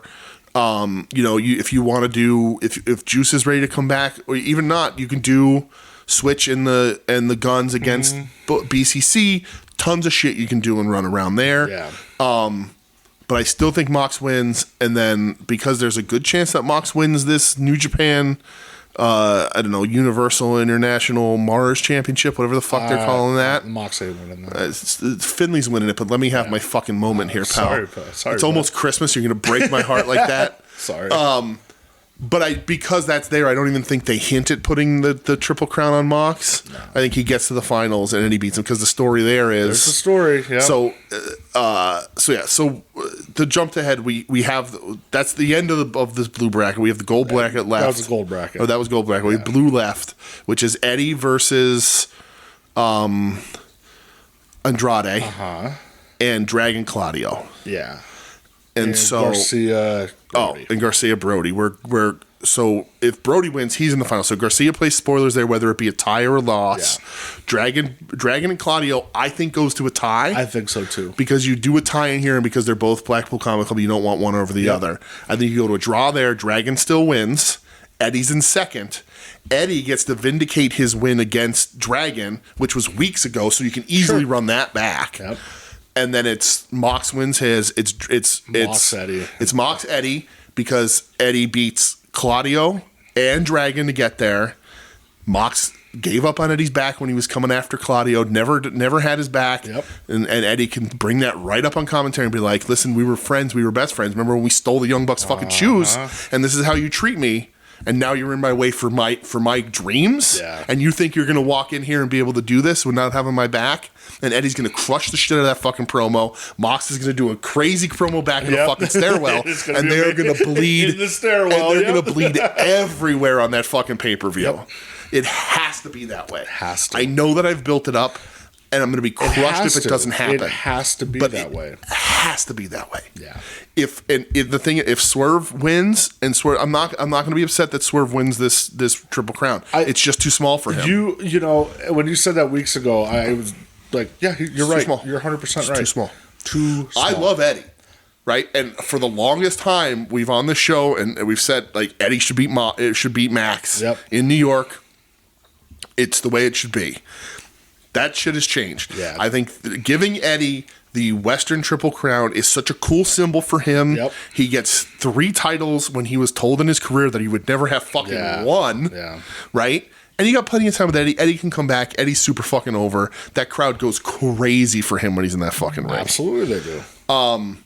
But the winning those belts is too small for Swerve. Swerve needs to go to the world title. And if you put this Triple Crown on him, he's not even going to bother sniffing the world title because he's going to be focused on this and doing New Japan, like doing New Japan Strong shows and Ring of Honor. Like that's the other thing. The guy who wins this has to go to Ring of Honor. Do those shows too. And like that's too small for Swerve. It's too small. It's too small for Swerve right now. It's too small for Mox. Right, it's too small for Mox. And that's not a dig at Eddie. No, it's but not. Eddie's right in that pocket. Perfect for it. Right, he's perfect for it. Has to be that way. I agree. No, it has to be that way. Dude, I'm with you 100%. It's all there. It's so easy, Tony Khan. Don't get in your own fucking way. Don't trip over your own 2 fucking feet writing these stories. It's right fucking there. You have 3 months easy written here to get Swerve to Max and Eddie with this title. Yeah. It's so you don't even have to fucking think. You don't. You don't even have to think about it. Write it in pen. Don't worry about fucking erasing it. Yeah. And you're golden, man. Yep. You're golden. Yeah. And Max loses nothing by being beaten by Swerve. Nope. Nothing. Swerve is the next best thing in this fucking company. I'm gonna throw a little wrench in here. Okay. What if Max loses to Joe at World's End? Okay. And Joe becomes the champ. So, Joe... Because there has been talks Max is hurt. Right, Max is hurt. You same plan. Because Joe's a better heel. Joe, everyone loves Joe, but Joe's going to be a heel. Could you imagine Joe Swerve? Joe Swerve's going to kill it, right? But the same thing works out because they're going to reshoot Twisted Metal Season 2 soon. Sure. So give Joe that short run. Swerve, you can even have Swerve beat him on TV. It doesn't have to be at a pay-per-view. Yeah. Do like a special whatever Wednesday show, whatever. Battle of the Belts. But I would do it the same way. Nothing changes. Yeah, I'm with you with that. Nothing changes except for, dare I say, Joe Swerve will be a better match than Max Swerve. I think so. Not saying anything about Max Nope, I think because it'd be his great. in-ring has been awesome. Right. I just think Joe agree with Swerve that. better. I agree. Yeah, I don't change anything about that if Joe wins the championship. I think agree. it might even in some ways be a little easier if Joe wins the championship because the fans know where to place those guys better. Yeah. They have a hard, like they love Max, but they still have a hard time placing them. I agree with that. Yeah. God damn it, I love Swerve. It's got to be. It's got to be, man. It has to be. All right, you want to take our little quick jaunt? That's it. We're going. Yeah. Well, I was saying before that though. Right. Somebody has to we got give us some information about the holidays. listen, real quick. I just want everybody to know this. We have a message because it's Christmas time. You're not going to hear from us again till after Christmas. Christmas time for the skins. We have a message from the real Santa Claus. It's true. Wait a minute, Santa Claus Santa Claus has come to the Santa ring. Claus is in the ring. Security needs it. Get him, What Santa. was that? He's throwing He's building powder a in the chimney. ring. What's he doing? Yes. That's dust from a chimney. What is that? Is that Santa is powder or in is the ring. is it soot from down the chimney? What is it? Who is that? He's blinded me. Man can't is see a blind. thing. Guzzo on Paisley. We have a Guzzo on Paisley. He doesn't realize he's blinded by the powder. No, I don't condone this. It's Terry Funk. I don't condone What's he this. doing out here? Terry Funk was Santa. What's Terry Funk doing out here? Merry Christmas, Norman. Look, Keith Wee Wee's come out to try to get me off. That's And a then look, doozy. the chair. He's what's he holding on to doing out both of here? these. Better do something. Look, Look at that chair. That old guy's nuts. Terry Funk is crazy. back. what does it take to drop this monster? He slipped his About head. 6 chair shots, I guess. That man's a maniac. What's he? He's a nut. This is unreal, guys. Santa! Oh! He broke a steel chair over Mink's head. That's not Santa Claus, ladies and gentlemen. No, it's not. Welcome to the show. It's Terry Funk. He's back. Santa Funk is in the house. Look at the carnage in the ring. Look at the You want Santa Claus? No. Well, I am the real Santa Claus. He's my idol. You understand that? I am the real Santa. Look at the bodies littering the ring. And he's not done. He's not done. I'm going to fall at Quee-Wee. My God, he'll bust him Ho, up. ho, ho. Ho, ho, ho. I'm going to give all you perverts out there a Christmas present. Perverts.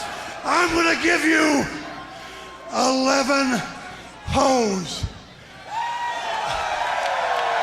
All at one time. Ho, ho, ho. Ho, ho, ho. Please. Ho, ho, ho. He's ho, lost it. ho. This guy's That's crazy. 11 hoes. Now, you idiot. I'm talking about you, Crowbar. Oh, God. Wait a moment here. Come on up in here. I've got you Crowbar, be a smart. very special Be smart. present. Crowbar's You'll smart, put the Crowbar. hardcore Be championship smart. on the line You might want to take Think your about weight. what against you're doing. me at Starcade. Oh, a challenge from Terry Funk. And Crowbar said he's one of my Your idols. ass up in the ring. And he's going in the ring against this maniac in a Santa Claus Special suit. present or not. Are you going to wrestle me at Starcade? Absolutely. If you want a shot, it would be my honor, Terry. No! That's not fair. Oh, man. No, that's not fair. He knocked him out. The hardcore champion is out, and Santa Claus has He come might to not town.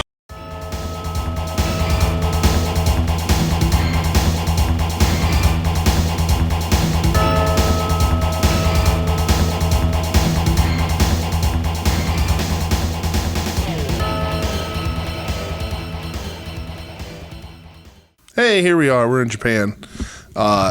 Brett before the show said that it wasn't worth the trip this week, and maybe not. It might not be. But the one thing we have to talk about, listen, it's downtime for Japanese wrestling because everybody's ramping up. It's 2.5 weeks away from all the giant shit. Oh, Brett's eating a cookie. Who are you going for? Your namesake? I have to. All right. There you go. I have to eat Bret Hart. There you go. If you saw my cookies, I'm very proud of my cookies this year. Your cookies are incredible. Michelle did a very good job. You guys did awesome. She tried to make me guess the Randy Orton one. She's like, "Well, who just wears black tights?" And I'm like, "So many people that this is fucking impossible." And then she put that blotch on him and went, "Well, this is his shitty tattoos." And I was like, "Okay." Nah, that's hilarious. Very good cookies. Yeah. So, but proud of my FMW cookies this year. The Tarzan Goto makes me giggle. The Onita might be the best cookie I've ever made. Dude, that with the funk with the tights. Amazing. I forgot to put the beard on Terry, but that's all right. That's okay. And the Hayabusa, a little runny, but the Hayabusa came out better than I thought it would. Very good. But anyway, we're here in Japan to talk about one thing. Not a man, but a beast. A man who doesn't come around very often. Oh, well, a beast that doesn't come around very often. We don't really know. Is he a man beast? He's a man beast. There's only one man beast. That's true. Rhino. I would like to see that match. Yeah, absolutely. So coming in to spread holiday cheer, the beast that in fact pulls the sleigh, the one horse open sleigh. Masked Horse, everyone, has returned to New Japan Professional Wrestling. Oh, come on, you faithful. The Road to Wrestle Kingdom first event, he gave away Horse Desperado hoodies via a lottery. I sure did. And then teamed with other masked creature, Masked Bolton, against Tiger Mask. And Toro Yano.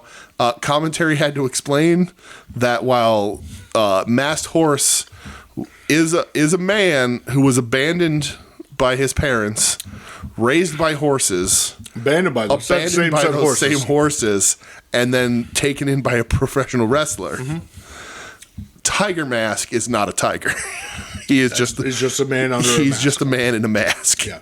Masked Horse is different. That's a totally different Completely beast. different. Although his rump is recognizable. Great arse. Great arse on that horse. Horse face. Fucking arse face.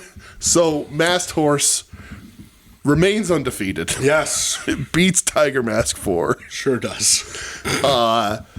And I have literally nothing else to talk about in Japan. I have nothing either. 2.5 weeks away from everyone's biggest shows of the year, pretty much. That was this morning, so yeah. I missed out. I heard the main event's very good. Yeah. It's for the 6-man. It's Chaos versus United Empire. Oh, okay. Heard it's very good. Yeah. Just didn't get a chance to Not watch Osprey, it. No. Is it No, Cobb. Khan yeah. And who else the fuck is in that? I don't remember because it wasn't TJP. It wasn't Francesco Akira. Who else is in United Empire? I don't know. Yeah, whatever. Yeah. I heard it was very good. Yeah. Again, just didn't get a chance to watch it. Maybe I'll watch it over the weekend. Yeah, we watched it really quick because it was this morning. Yeah. But that's it. We're ramping up. Not going to be much about Japan next week either, but there's going to be a giant show when we do Wrestle Kingdom because Noah's show's that week. Aaron Hanare. Oh, Hanare, right. How can we forget him? He's like the best one. Dude, that's getting like huge reviews. All right, we'll have to watch it. Watch it. So, yeah. But 2.5 weeks away from us talking about everything. Yes. So, next week, 2 shows, really. If there's anything really to talk about, we Yeah. will. Obviously, next year's year-end stuff. Mm-hmm. I tried to pick out the topics that we did last year. Yes. So, if you want to share yours with us, please do at WeNeedWrestling on Twitter. Yes. I'm not going to say it's on X because that means you're a cop. Yep. And Instagram too. Instagram, WeNeedWrestling at gmail.com. Yes. We Need Wrestle channel on the Discord, the soon to be named network Discord. Find us on YouTube. Leave us a comment on our video there. We've been getting comments on We've been YouTube. getting some comments. It's fun. Pretty fun. Yeah. So we're going to do 6 topics. Mm-hmm. Give us what you feel is yours for these topics. The topics are top 5 matches, top 3 shows of the year, your top 3 news stories. Even if you want to do top 1, I'm not saying you have to do 3. Whatever. Whatever you feel like telling us. So your top 5 wrestlers of the year, your 3 wrestlers to watch for 2024, and your bold prediction for 2024. Yes. We like doing these. They're fun. You know, it'll be a good time. Again, just to kind of put a cap on the year. Obviously, if anything happens after we record next week that needs to be amended, we will. Right. And because we can't wait till the new year because the Royal Rumbler will be here. Yeah, so. Royal Rumbler's that's Right. prime listening. It is, so. for sure. So that's going to be fun. So we're going to do that. So we got 3 segments left. Is it?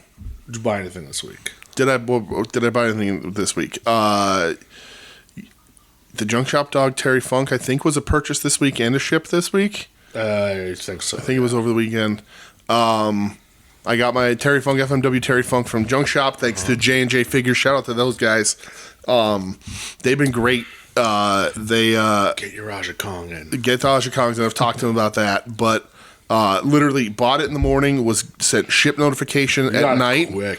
And the next day it was out, and they're just in like Jersey or whatever. So it got here super quick, packed really well, super great.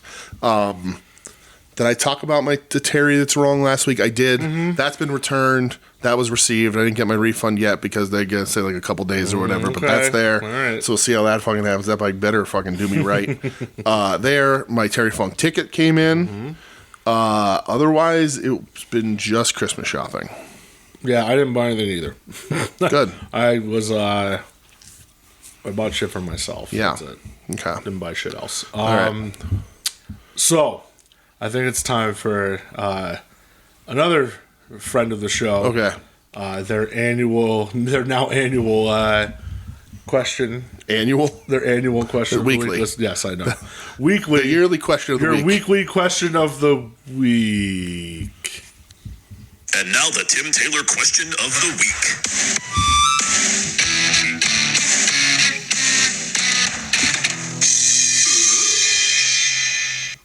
What's Timsy got for us this week? So, my main man Tim. Let me just say this question completely new to me. I have no idea you don't know what it is.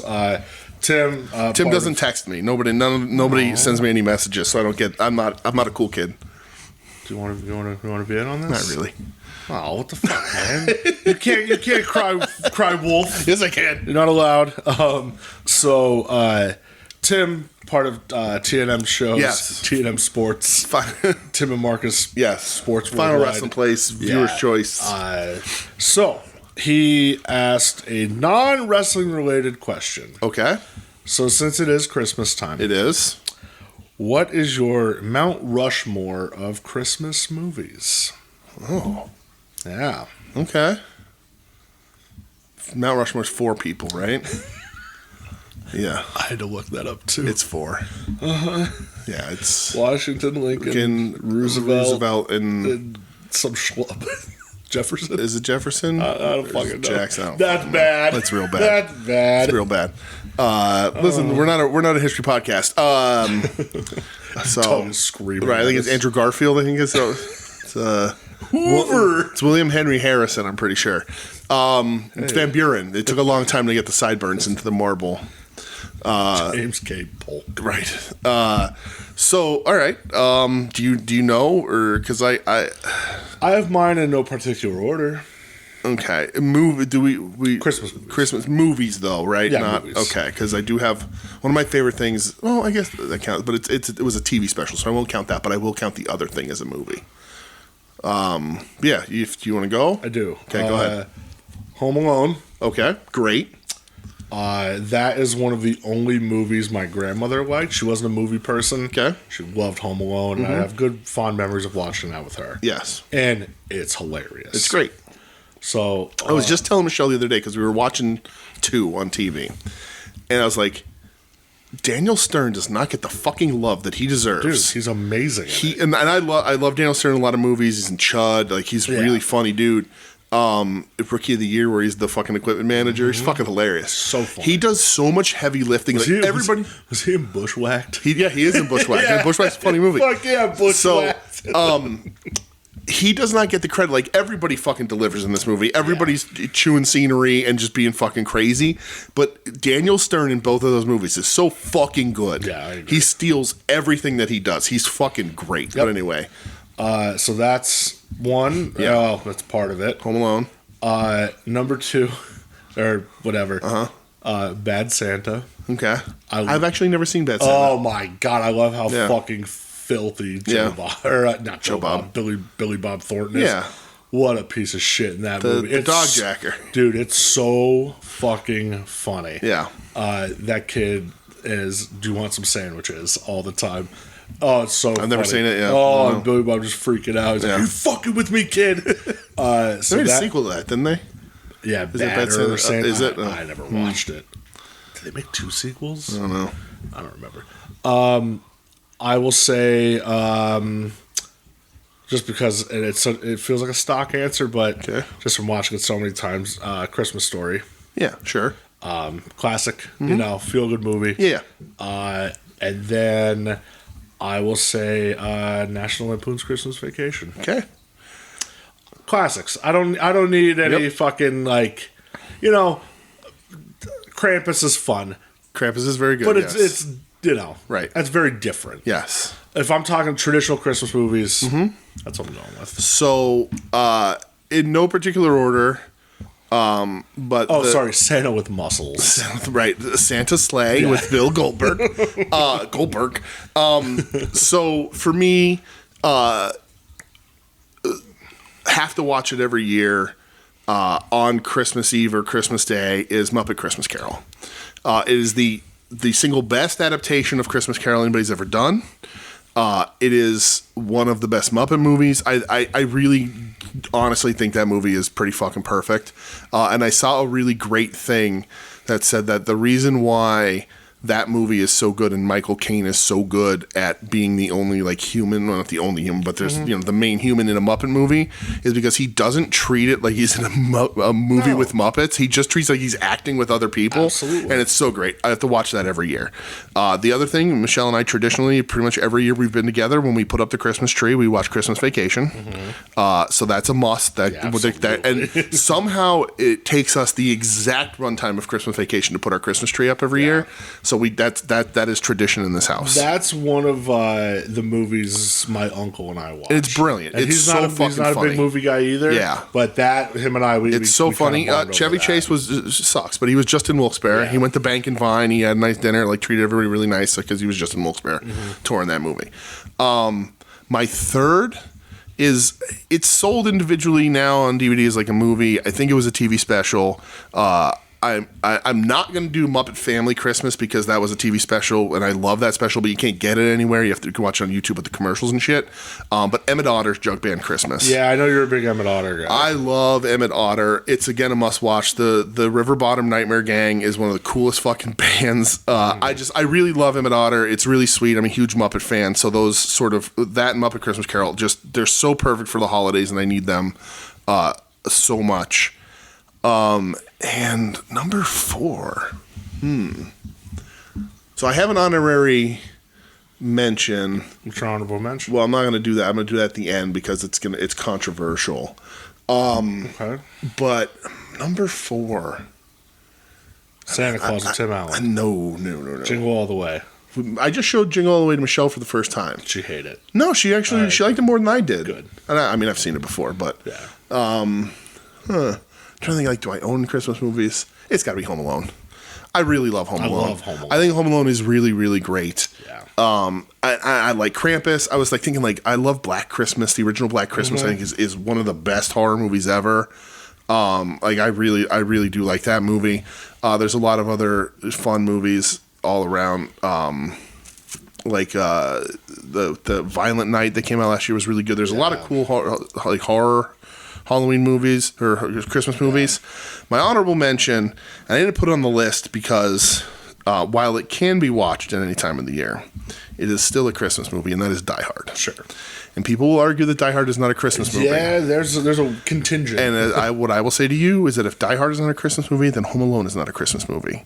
Because they can both... The argument against Die Hard is that, like, well, it could happen any year. It doesn't... You know, Christmas doesn't really factor into it a ton. And I call bullshit because he wouldn't be at Nakatomi Plaza if it wasn't for the Christmas party. Fact. He, you know, like the hijackers... The people who want to rob the building wouldn't be there if they didn't know that it was if it wasn't for the Christmas party, all that shit. And Home Alone's the same thing. They could leave that kid on a fucking summer vacation and the same shit can happen. Doesn't have to be fucking Christmas. But they're both Christmas movies. And I fucking love Die Hard, and Die Hard remains a Christmas movie. Die Hard 2 can go fuck itself. Die Hard 3 is great. Mm-hmm. But Die Hard, my honorary mention. But yeah, I think that my Muppet Guys and then Home Alone and Christmas Vacation. I love Home Alone. Home Alone, like, people like to make fun of Home Alone. I think it's fucking great. It's a great movie. It's funny as hell. Right. Like, there's so many quotable lines. I love all the trap. Even I love Home Alone 2, even though it's a lesser movie. Yeah, but it's still great. Suck Brick Kid is dude, that... Like, what a line. Out of both of them.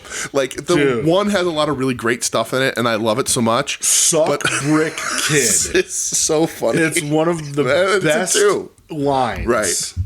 Yeah. Dude, the wet bandits and the sticky bandits. Right. Yep, like, absolutely. Suck Brick Kid. While throwing bricks at a child. Hilarious. It's fucking insane. And, like, 2, we watched 2 not that long ago, and 2 does sort of stretch some of the things, sure. Right? The no business leaves their registers full overnight, like the Duncan's Toy Chest does, like all that kind of silly shit. Oh my but God. also Macaulay Culkin at the end just gives a homeless lady a turtle dove and is like, all right, see you later. On your way. Yeah. You go back to feeding the fucking birds, you freak. Yeah, I'm going home with my rich family. Freak. Dude, even like Tim Curry kills it in Home Alone 2. Good. Also, and I saw you were kissing Carl, and he looks at the guy. He's like, so funny. Rob Schneider when he asked for the tip. Yeah, right. So funny. It's just Rob Schneider's best movie. no, that was what the fuck was that movie that he was in? What South Park parodied? They're like, Rob Schneider is a stapler. Oh, the animal? Rob Schneider is a carrot. Yeah, terrible. Home Alone 2 really is a classic.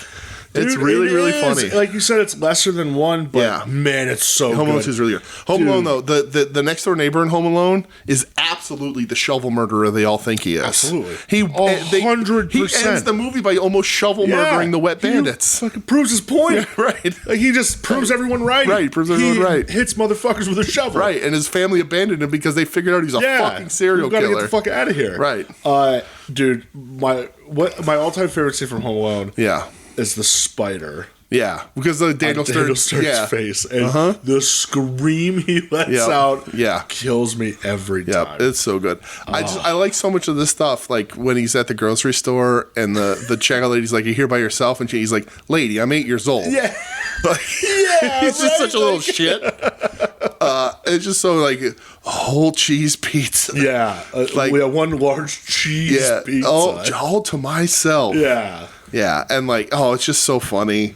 Like, just all the crazy shit that he sets up, and just all that. Like, and I love like the attention to detail. Like in the second one, when you see Joe Pesci's hand, he's got the McAllister M burned into it from the first one. Yeah, all that shit is just so fucking funny. Has to get like the gold teeth because his teeth get knocked out. Yep, oh, man. It's so good. I need to watch those. They're really great. They really are. I usually watch them every year. Yeah, so they really are a lot of fun. Yeah, for sure. So. Tim, thank you. Yes, thank you, Tim. Thank you. Well, hold on, I gotta play that again. Yeah, because Tim's outro music. Okay, this was. And now the Tim Taylor question. Well, this was. You get it.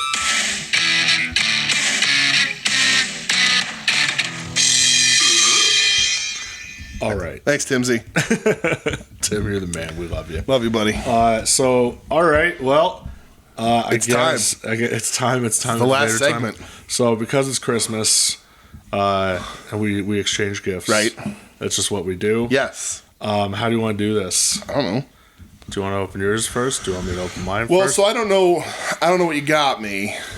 Like, no shit. But, well, I mean, like, I got you 2 things. Okay. I got you 5 things. Holy shit. Sorry, man. I was going to say, like, let's trade back and forth. So, but just because there's a disparity I will open first. So it's Okay. So it's tough because you have I can't wrap presents worth of shit. Okay. So you have a gift bag. Okay. I need to take the bag back after this, by the way. Sorry, I have nephews. I have to put. I just like running to CVS. Oh the my bag. god, that's so funny. So if you need to wrap anything, you can bring them here. We'll help you wrap them. we're gonna a gift bag. Michelle's very good at I'm a wrapping, but for the kids, if you want them to open shit up, gift bag guy. okay, all right, that's fine. I'm a gift bag Perfectly guy. reasonable. Yeah. So Okay. here's what you can do. You're not gonna look in the bag. Yeah, I'm just You're gonna reach. I'm in gonna the reach bag. into the bag. All right. Okay. Reach into my bag. I'll reach into your bag. Look at the 2 pieces of tissue Okay. paper I put in there. Oh my god. Okay, so there's number 1. Oh, dude. That literally arrived Yeah, today. it's so funny because I'm sort of obsessed with trucker caps now. That's why I bought it. Yeah. It's an All Japan Pro Wrestling trucker It cap, sure the is. classic logo, white and red. That's awesome, dude. When I saw it, I was just like, Yeah. there's the choice between black or red. I go, gotta go red. Gotta go red. All Japan red, baby. All Japan red. That's awesome, dude. I have headphones on, so it's not really gonna work. Hold on. I'll take them off. Yeah. There it is. You're a trucker cap guy I'm a now? trucker cap So, guy now. You know. I think I look good. My wife approved the other Yep, day. yep. And like this auto, like people have been using that brand a Yeah, lot lately. So yeah. I don't know if it's cool. any good or not. But They're comfy. all right. That's I all that like it. matters. Thanks, Okay. buddy. That's awesome. Yes. I'm super pumped. Oh, love to rep my All Japan love. That's why I was just Yeah, like, for hey, sure. You're an All Japan guy. I am an All Japan guy. Okay. You want me to go again? Yes, you can go again. You're such a silly bitch. All right. And then you're going to Only go. grab one thing. Only one thing. Well, how am I going to know? Is this one thing? Yes. Okay. Oh, wait, there's a paper bag in the middle. You can pull out the paper bag first. It counts as one thing? That means this is 2 things. No, it's one thing. You can pull out the paper bag first. Okay. Do I have to look in the paper bag first? Yes. All right, paper bag. Because I didn't look in the paper bag. I don't know what's in there. Oh, okay. There's a lollipop, a Charms mini pop, and I don't know if there's something else. There is, and a Das Bootleg Kiss sticker with Gene Simmons. You didn't look at this for real? Nope. Dude, look at that sticker. It's just naked ladies with Gene that's Simmons. badass. Yeah. That's incredible. So that'll give away. It is Gene Simmons with a bunch of naked ladies in Gene Simmons makeup. This one lady has giant boobs. Holy shit. All right, what am I looking at here? We're looking at something that I bought you. It's a pocket Obviously, tee. it is a pocket tee. Oh, it's the Motorhead one. Yes. Oh, man, that's awesome. Yeah. Oh, Iron Fist, too. That's awesome. Oh, that's so cool. Yeah. Oh, that's rad, dude. That's Das a pocket tee. Bootleg puts up like a lot of cool shit. That's sick, And they man. put that up, and I was like, yeah. That's yeah. awesome. That's great too, dude. Thank you so much. I think I bought myself a Motorhead shirt too, and it's not that one. I'm just gonna wear a Motorhead stuff all the time. And I like them because it's not just like the Yeah. normal designs. Oh, that Like, pocket tee's awesome. They're cool designs, you know. for sure. That's awesome. I love the Ace of pocket Spades. tee. And I love the back, the Iron Fist. Yeah, you that's know. really cool. So I'm like, That's yo. That's a Comfort Colors pocket tee Yeah. too. That's sick, dude. Yeah, Thank you so much. That's absolutely, awesome. man. I like that back is bad. Yeah, that's So, badass. yeah. That's awesome. So, and I get Gene Simmons booby sticker. A Gene Simmons booby sticker and a lollipop. Seriously, look at the size of these boobs. They're huge. They're big boobs. Those are big boobs. Gene Simmons, what a life. All right, so that leaves You have 3 left. 3 left, and you have 2. So you can reach in. I'm going again. Yeah. Jesus fucking Christ. All right, I'm going to preface this. If you have this, I'm sorry. I kind of didn't know if you wanted it because we've talked in the past This? about it. Yes. Okay. So if you don't want it, I apologize. I can see the purple through the thing. I never got it. I never saw it again. All right. No way. Where'd you get this from? A group. Oh, really? Yeah. Oh man. It's the Nobuhiko Takada. In the purple gear. Yep. Specifically from his match with Vader. Yep. Which is like it's my favorite like UWF style match ever. It's fucking insane, that match. crazy, yeah. And I wanted a Takada, but only in the purple because Only of in that the gear. purple, That's yeah. awesome, man. So, Thank you. I yeah. literally had never been able to see it again. Yeah. That's awesome. I found it in one of so the cool. figure groups. Somebody put it up. That's awesome, Price dude. was like killer. Yeah, So I was that's just like, fucking great. all right. It's the gear to have. That fucking Vader match is so good. More people need to watch. Like, if you don't like UWF style, I get it. If you go back and listen to the first episode of We Need Wrestling, Yeah.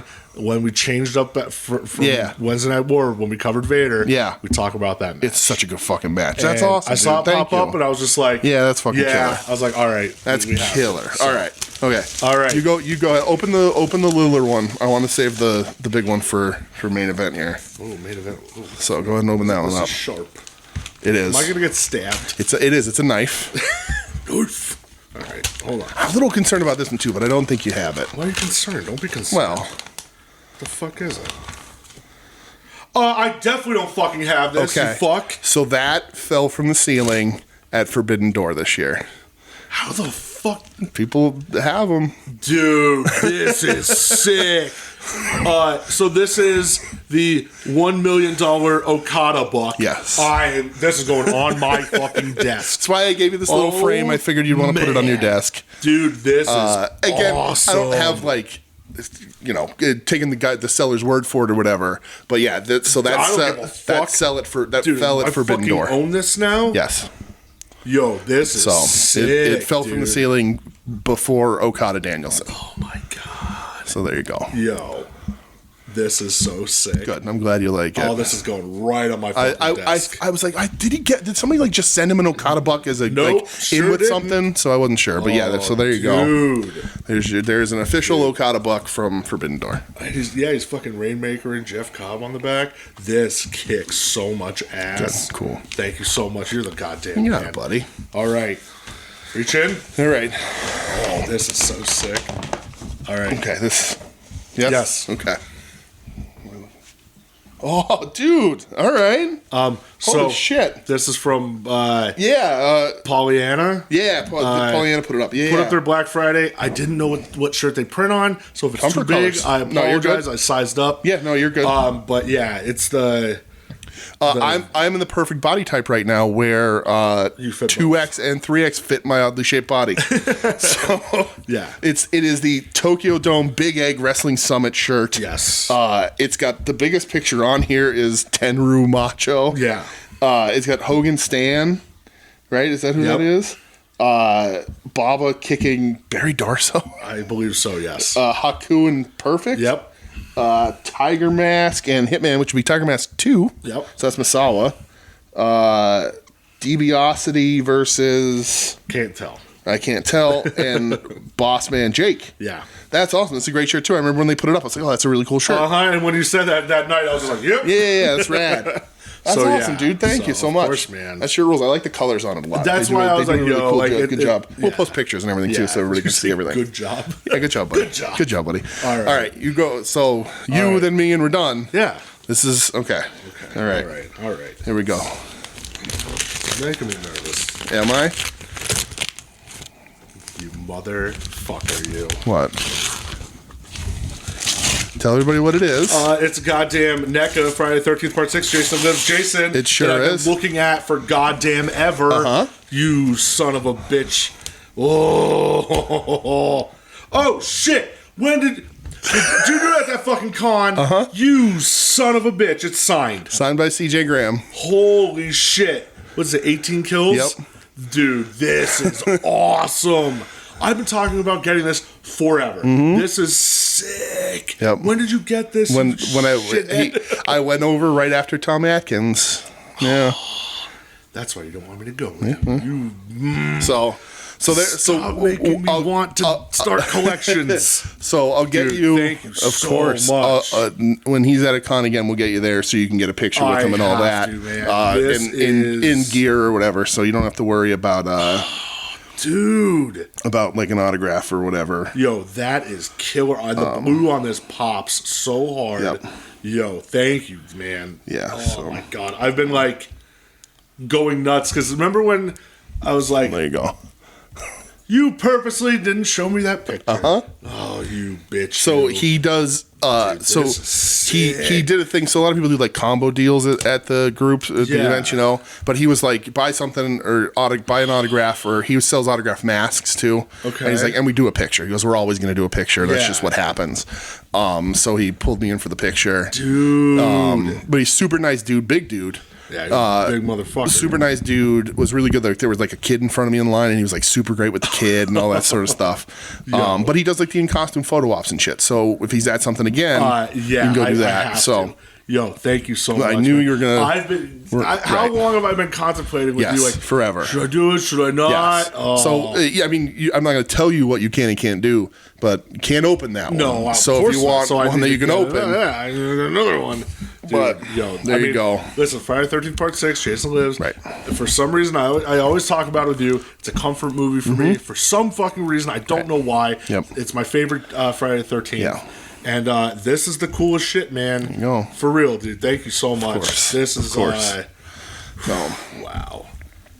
Oh man, Yeah, I'm fucking so stoked right that's now. and it's crazy too because Best Buy sells them.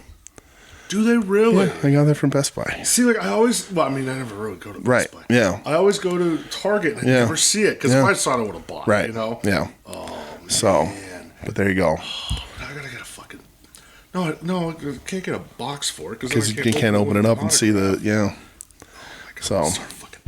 I did also. The funny thing about it too is that I had like my paint pens with me and everything, and I was like, and he was, okay, well, I'm not. You sign what you want to sign. My 6'6" big, Jason, big tall man, right? You're Jason. That's so. killed. I think it looks really cool. He has a good autograph. Yeah, like real good autograph. So. Dude, yeah, he was a super nice dude.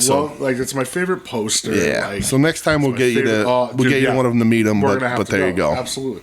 So, oh man, thank you so much, dude. This is so sick. All right, here's your last one. Here, okay. Yeah, at the bottom of the bag.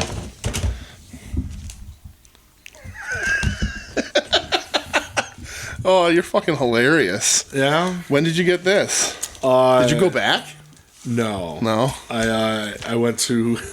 I made sure it was the right cover and everything. Okay. I went to.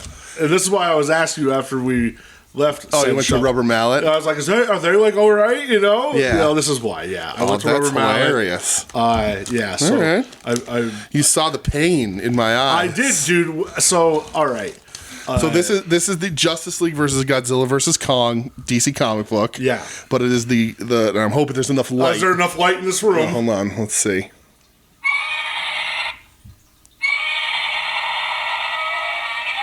All right, there's enough light in this room. So when you open up the comic book, Godzilla roars. Yeah.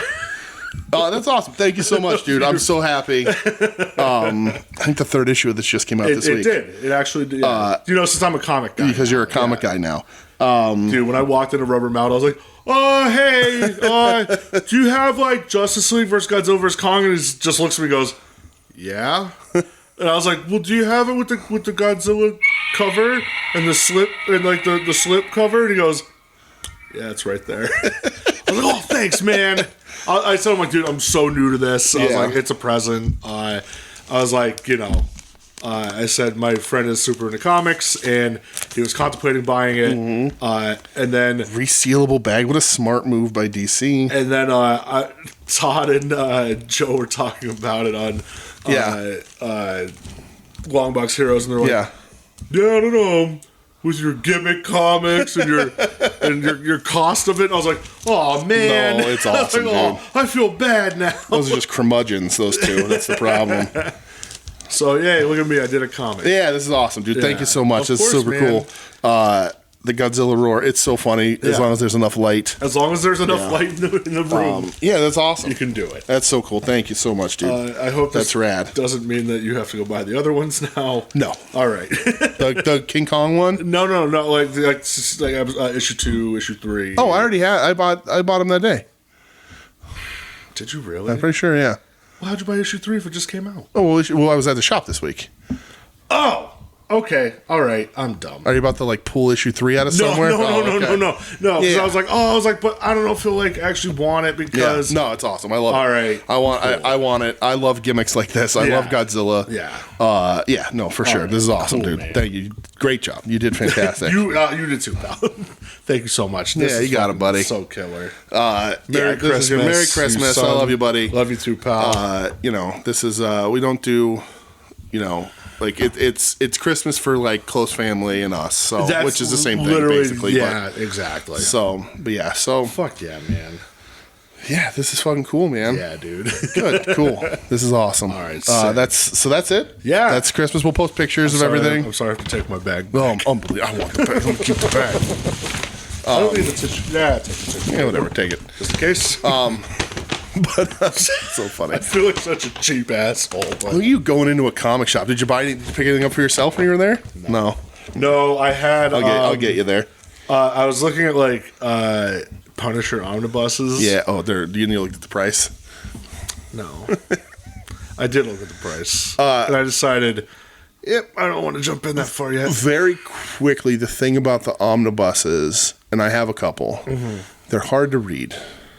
I kind of like. It's like it's Figured that super too. cool because you're like, oh, everything is right here. But it's hard to It's read. hard to read. Okay. You're either sitting with a 10 or 15 pound book on your lap, Which I don't want to do that. or you're putting it on your desk, or and reading it that way. It's just Yeah. they're a little difficult. Yeah. They're cool, especially because a lot of stuff you can't get like that. But anything that's in an omnibus has been broken down into smaller collections. So Yeah. and they're roughly the same price, so depending on when you collect them all or not. Yeah. But yeah, they're tough to read. Yeah.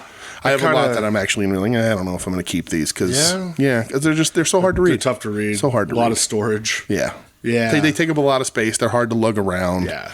So So if anybody's been, I mentioned it last week. I'm now reading. I'm a comic man. Now. you're a comic I man. have 3 more volumes of Preacher to finish. Yes. And then You flew through that, dude. I really did. Then you gave me Watchmen. So Yes. Starting off right. I don't know if I'll report back on here because it's a comic or it's a wrestling Well. show, but you never know.